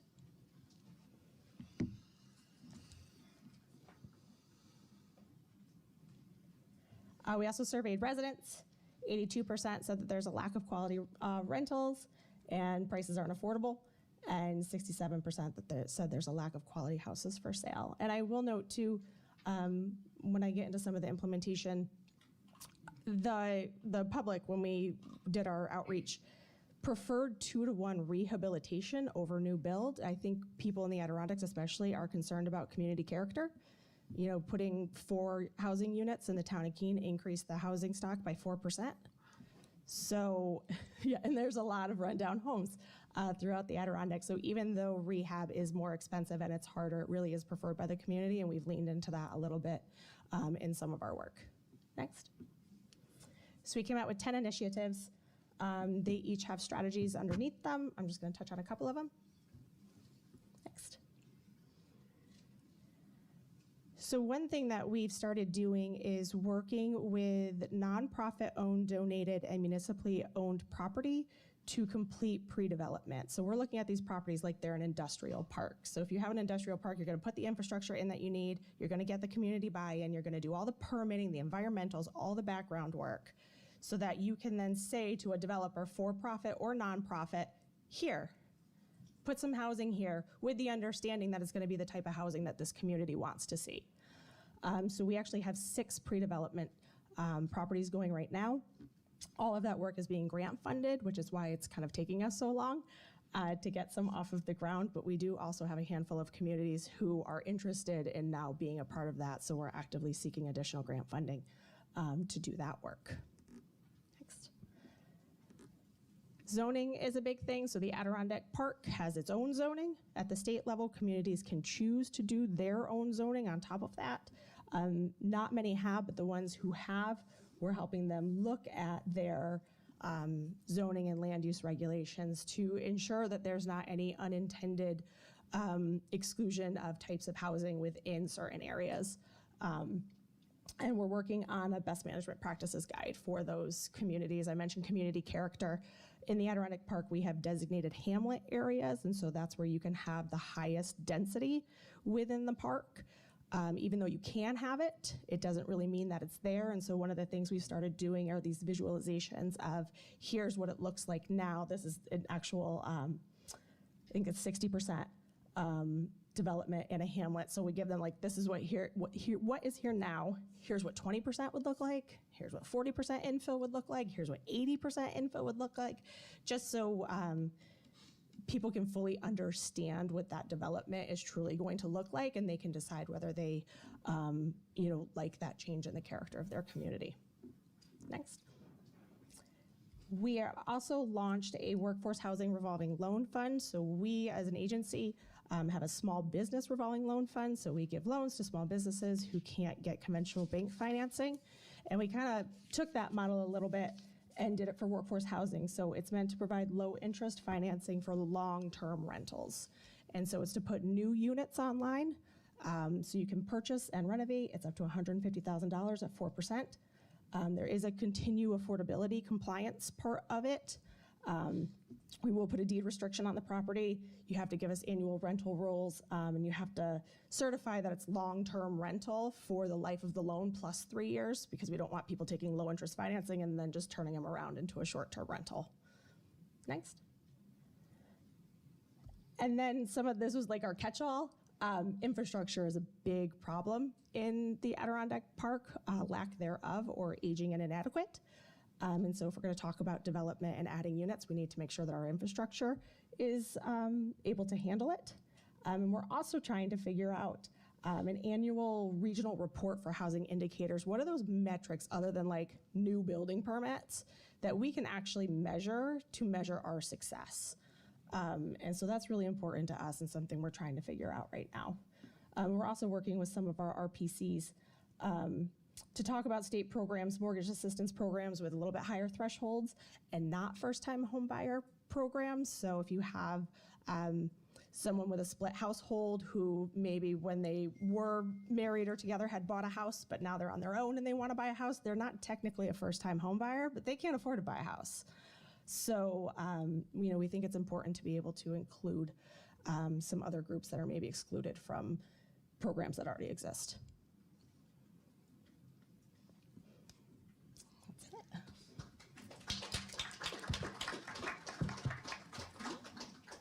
Okay, for our final presentation of the afternoon, we have joining us from the Office of the Westchester County Executive, the Deputy Director of Operations, Emily Saltzman.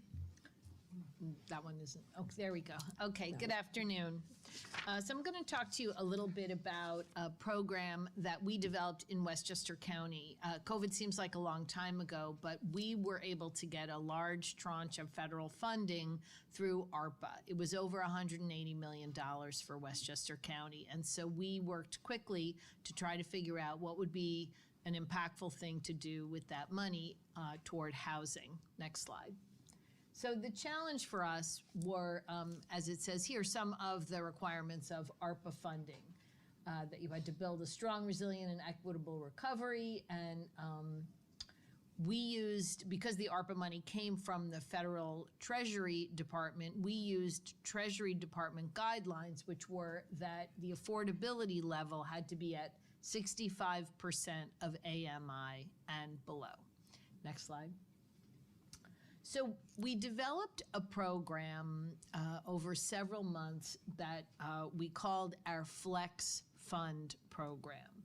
We administered it through our IDA, Industrial Development Agency, and the plan was to spend $90 million to incentivize housing by primarily focusing on existing developments that had additional funding needs. So this was gap closing money to make sure that these projects could come online. This is the first of its kind, as far as we know, certainly in New York State and possibly in the rest of the country. The summary is that our developments were in 8 municipalities, 5 cities, and 3 towns and villages. Westchester has 45 municipalities, but we wanted to make sure that these housing developments would be around Westchester County and not only focused in our cities, where, I don't know if any of you are familiar, but there's quite a bit of growth in our cities, White Plains, New Rochelle, Mount Vernon, and Peekskill as well, for multifamily housing development. Next slide. So, as I said, the goal was to provide flexible gap closing financing for shovel-ready projects. We wanted to accelerate the development of rental and homeownership opportunities. We wanted to prioritize transit-oriented, amenity-rich neighborhoods. Westchester County has 43 Metro North stations, so we have a lot of transit-oriented development opportunities. And finally, we wanted to ensure that the affordability at 65% of AMI and below was a key component of it. And some of our developments provided units with a range, some of which were much lower than the 65%, which is great, and obviously, as several people have alluded to, an enormous need everywhere. Next slide. So the types of projects, we went through an exhaustive review process, ranking a variety of indicators, and trying to meet our goals of different kinds of housing, the best bang for our buck, and housing that was all over the county. So we have family, senior, and supportive housing developments in this, new construction, family rentals, as well as acquisition and preservation, some rehab for seniors, and adaptive reuse for senior and supportive housing. This was before tariffs, not to get political here at the Rockefeller Institute, but even prior to the tariffs, many of our housing developers were seeing increased costs in a post-pandemic environment, and not to mention things like insurance that someone referenced here. And finally, wherever possible, we also like to promote homeownership opportunities for affordable rentals, because it is an opportunity to build wealth. So this 161 South Lexington is one of the projects that is in the city of White Plains, and it is a beautiful brand new building that is going to be built where currently a White Plains Housing Authority, much older building, is standing. Next slide. So again, to summarize, we awarded $90 million to 15 projects. 594 affordable units were quickly done. You know, we did the awards in a staggered period of time. The total projected impact is close to 2,000 units for households earning 65% and below. And these projects represent a total investment of $1 billion in Westchester's economy. So a tremendous multiplier effect for this $90 million investment from federal funds. Next slide. This is just an example of some. So you can see we have a project going up in Mount Vernon that has a very large number of units, 253, that is new construction, family rental. And then we have some that were much smaller. The town of Mount Pleasant is in the middle of the county. It is not a place that has done a lot of multifamily development. And then you can, same with a very small project that we had in Bedford, in the northern part of the county. And then you can see also a number of developments in our cities, adaptive reuse, as well as new construction family rental. I would say new construction family rental is the vast majority of the projects that we funded. Next slide. So collaboration is key. This was obviously federal money, as I said. We work with our county Department of Planning, our IDA, our affordable housing developers, banks and our tax credit investors. For those of you who have experienced housing development, volume cap, things like that all came into play. Many of the developments that we funded were also getting either low-income housing tax credits from HCR or other kinds of funding. And it shows that local government, county government can have a role in enabling housing. But of course, for any of you that work on housing issues, these were projects that were already underway. That means their zoning was already in place.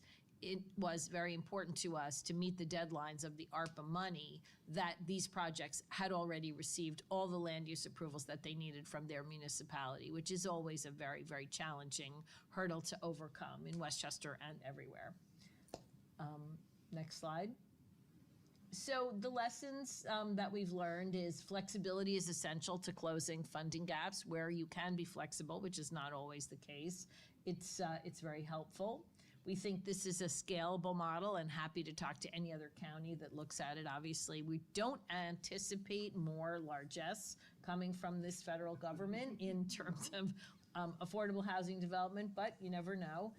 And certainly the commitment of our former and current county executive was paramount to helping us get this done. So thank you very much.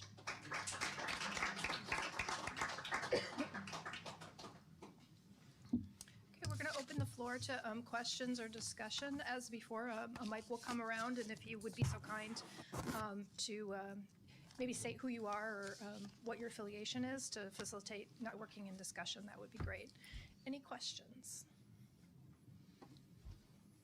This is on the Westchester person. I know that I'm familiar with Westchester County. I know there were some issues because you've got some very wealthy areas, and then you've got inner city areas, and you were able to work these things out, I think, in terms of putting together development. I think that's a wonderful message, and it's important for other places in the state, and that you need to do both things. But thanks a lot.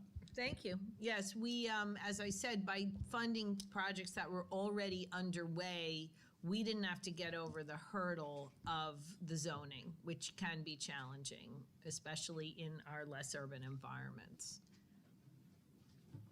Question up front. Hi, Peter Cook. I'm Executive Director of New York State Council of Churches, and also with the Interfaith Affordable Housing Collaborative, which consults like LISC and Enterprise with congregations on how to repurpose their property to build affordable housing. As you probably know, churches have an enormous amount of property all over the state. But we have a problem.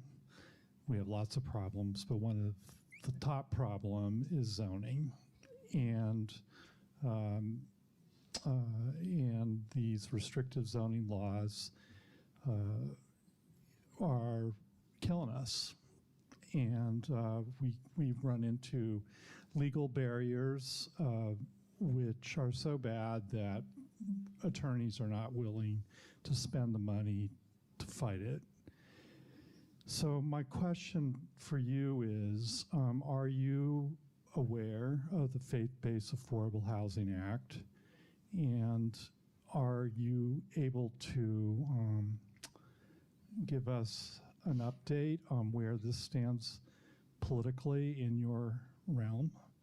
And any advice you would have on how to move this bill forward?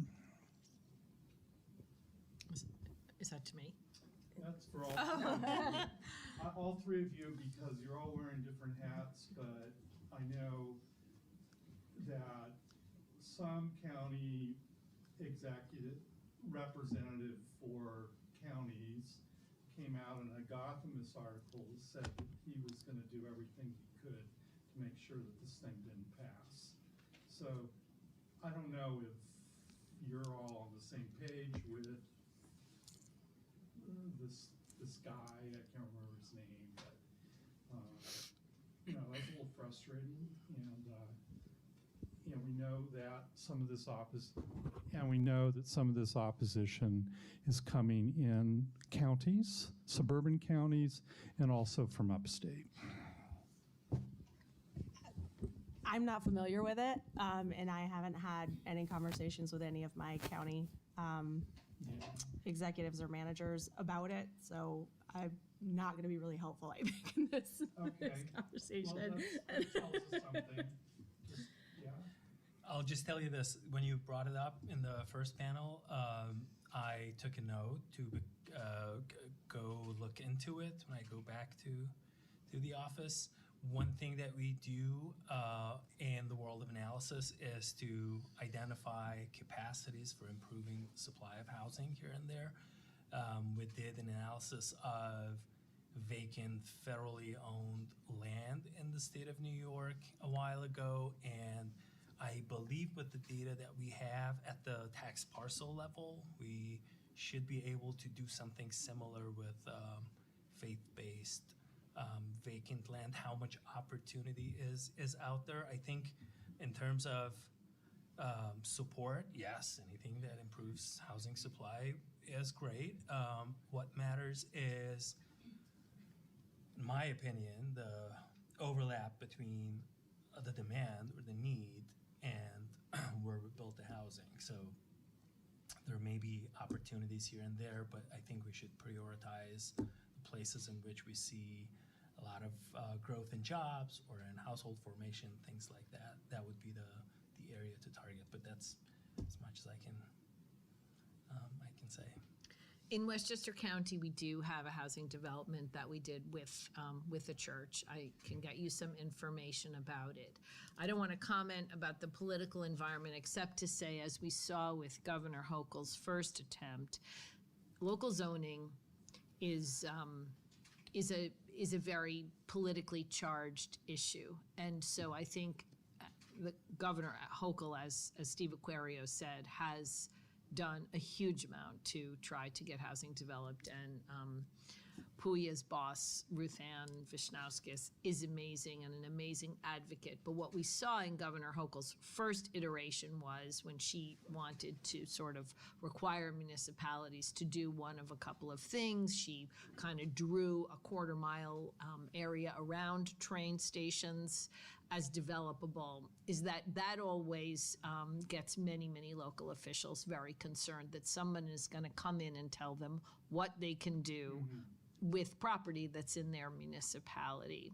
So what we have tried to do is just be there, ready and waiting when somebody decides that the housing need is such that they're willing to take a look at their zoning. I will say we did already map all of the parcels that are owned by religious institutions in the county. So we are ready to go and happy to talk to anyone. And I will say, as every one of these presentations shows, everyone knows the need is there, the demand is there, and that it is also a tremendous barrier to economic growth. We have employers who say, I want to grow here. My people can't find affordable places to live. And I'm sure every county is hearing that. So I am hopeful that we'll continue to have these conversations, and never is anything as bad as people anticipate. I've spent a lot of my career in government, and I know that it usually is not when there's so much opposition.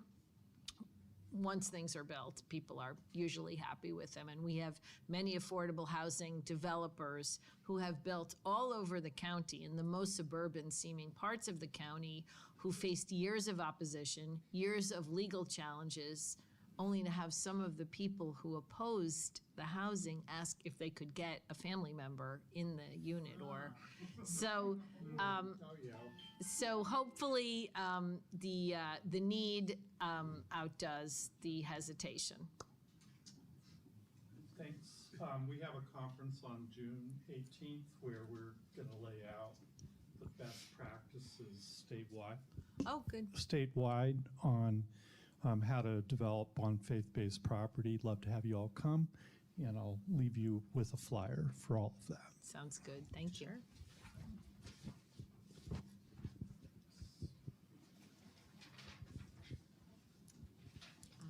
Thank you. Thank you. So my question also with the New York State Council of Churches and the Interfaith Affordable Housing Collaborative, but my question is around AMI. So first, I love hearing when ARPA funds were properly used, because I've heard so many other examples. So it gives me really great hope when I hear about this model.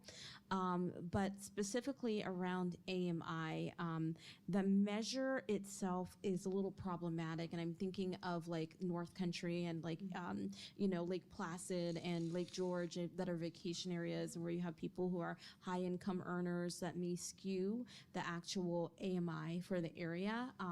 And so when I see the properties are 80% to 200% of the AMI, I'm wondering about that person who's working at a grocery store or a teacher, and their income is lower than the AMI, which is this artificial construct. So is there a better way to measure the actual median income, like the state AMI or other measures that can be used when coming up with these models to actually get to that affordable level? So you're absolutely right about especially data in rural New York, rural America. And if you remember where everybody was in April of 2020 when the census was done, if you owned a really nice home in the Adirondacks, you were there answering the census. So one of the things, and there's a disparity between people who trust government and will answer the census and those who will not. One of the things that we do is we work with communities to actually do our own income surveys, and that really comes around our funding. So when we do like municipal infrastructure funding with USDA, the amount of grant money you get versus loan money you get is based on this arbitrary number that came out of the census. So we do our own or have it done. It's difficult because you're going door to door, knocking and asking people to tell you what their income is, and they don't love doing that. So that is a huge issue. One of the other things, I think I had it in one of my slides. So not bashing HCR, we love HCR. Most of HCR's programs are up to 80%, some of them to 120. We, and what we would call our ALICE population, is more in that 120 to 150% range. And so we are really trying to encourage the state to come up with new programming. At no point are we asking for existing programming to be taken away from where it is. That's a hard no for us. But there is opportunity to create new programming that hits that ALICE population. And it was mentioned earlier to humanize it. That's something that we do. So again, you're talking to a community or in a public forum, and you're like, yeah, let's hit that 150%. And everyone's like, what are you talking about? It's your bus driver. It's your daycare provider. It's the person who works at Stewart's. It's the person who works at your coffee shop. It's, your teacher's assistant. The people who are the heartbeat of your community. They run your community. Those are the people we're trying to help in the work that we're doing. But yeah, you're completely right in your assessment of using percentages and the metrics that we have available to us to be able to do that. Hi, I'm Martin Kastner with a research unit with the State Comptroller, and my question is for Beth. So I live in northern Washington County, which faces a number of the same issues as, most similarly, Essex County, I would say, that you're in. The last 20 years, most of the new homes built are really second homes that the people in the area can't afford. And as you mentioned, a number of businesses have said that employers rejected a job offer because they couldn't find housing. There's a lot of seasonal workers up there who don't have a job over the winter, or vice versa. Dairy farmers heavily rely on Hispanic labor who often find it difficult to find housing. I'm just curious if you think there should be any support for the businesses to build housing on their own property for the seasonal employers, because currently with that loan with the low interest rate, if they're only offering housing over the summer for either free or at a reduced cost, it seems like they wouldn't qualify for that loan because it's not a long-term rental. Yeah, so I will note Washington is one of our counties, but when we did the plan, we kept kind of, so Essex and Hamilton are the only counties wholly within the Adirondack Park. We kept it in kind of that Adirondack core.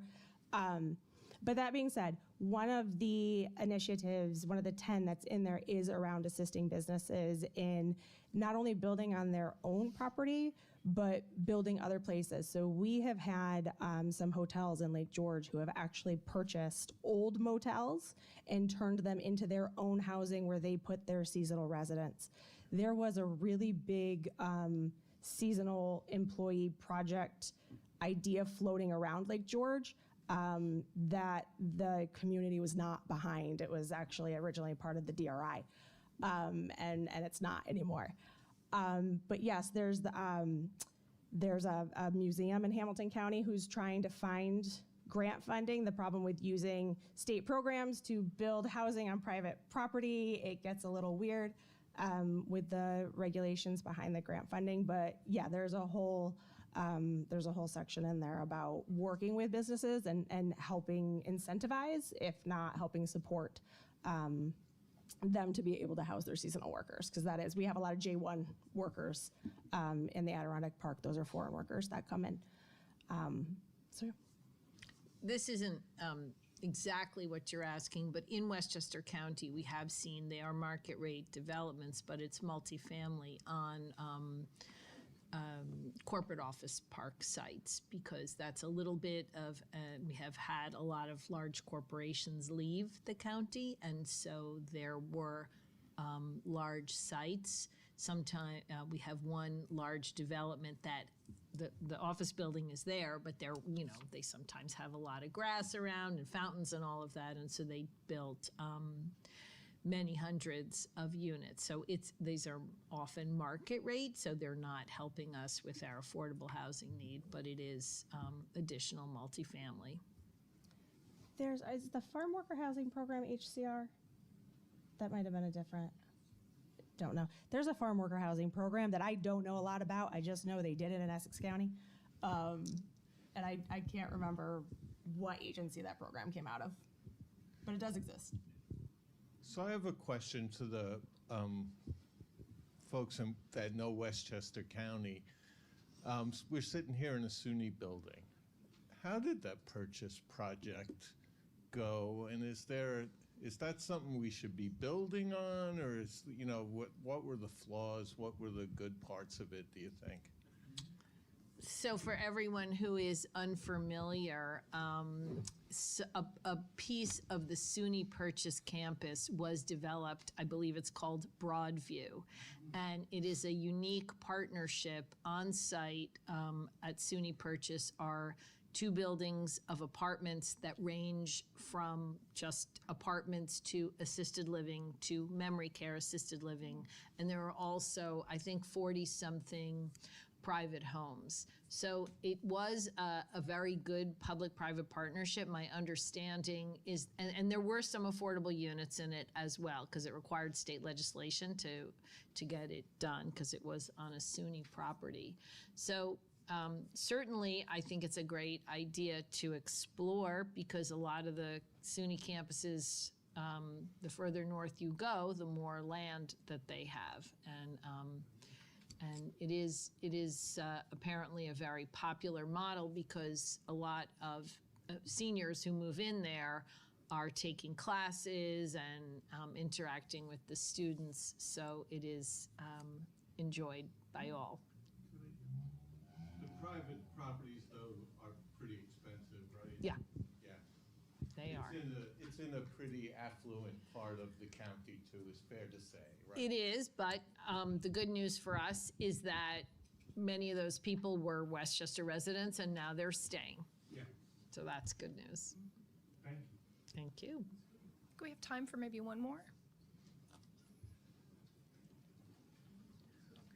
Well, if not, I think this is a good place to conclude. On behalf of the Rockefeller, you guys can just stay seated up there for a second. I'll be very brief. On behalf of the Rockefeller Institute of Government and our president, Bob Megna, and all the staff here, I want to thank you all for attending the 2025 Local Government Lab. especially to our panelists, all of our presenters today, for sharing your expertise and your knowledge on this important issue. As we've heard affirmed here today, housing is indeed a statewide crisis. It is a top executive priority, and as we saw, it is an issue of saliency and concern to all New Yorkers. So today's presentations focused, I think very powerfully so, on the important, indeed the very crucial role that local government plays in crafting and sharing policy solutions. This is a policy crisis and debate that will continue, and it requires the kind of deep expertise that our experts provided today. So again, thank you for sharing, everybody.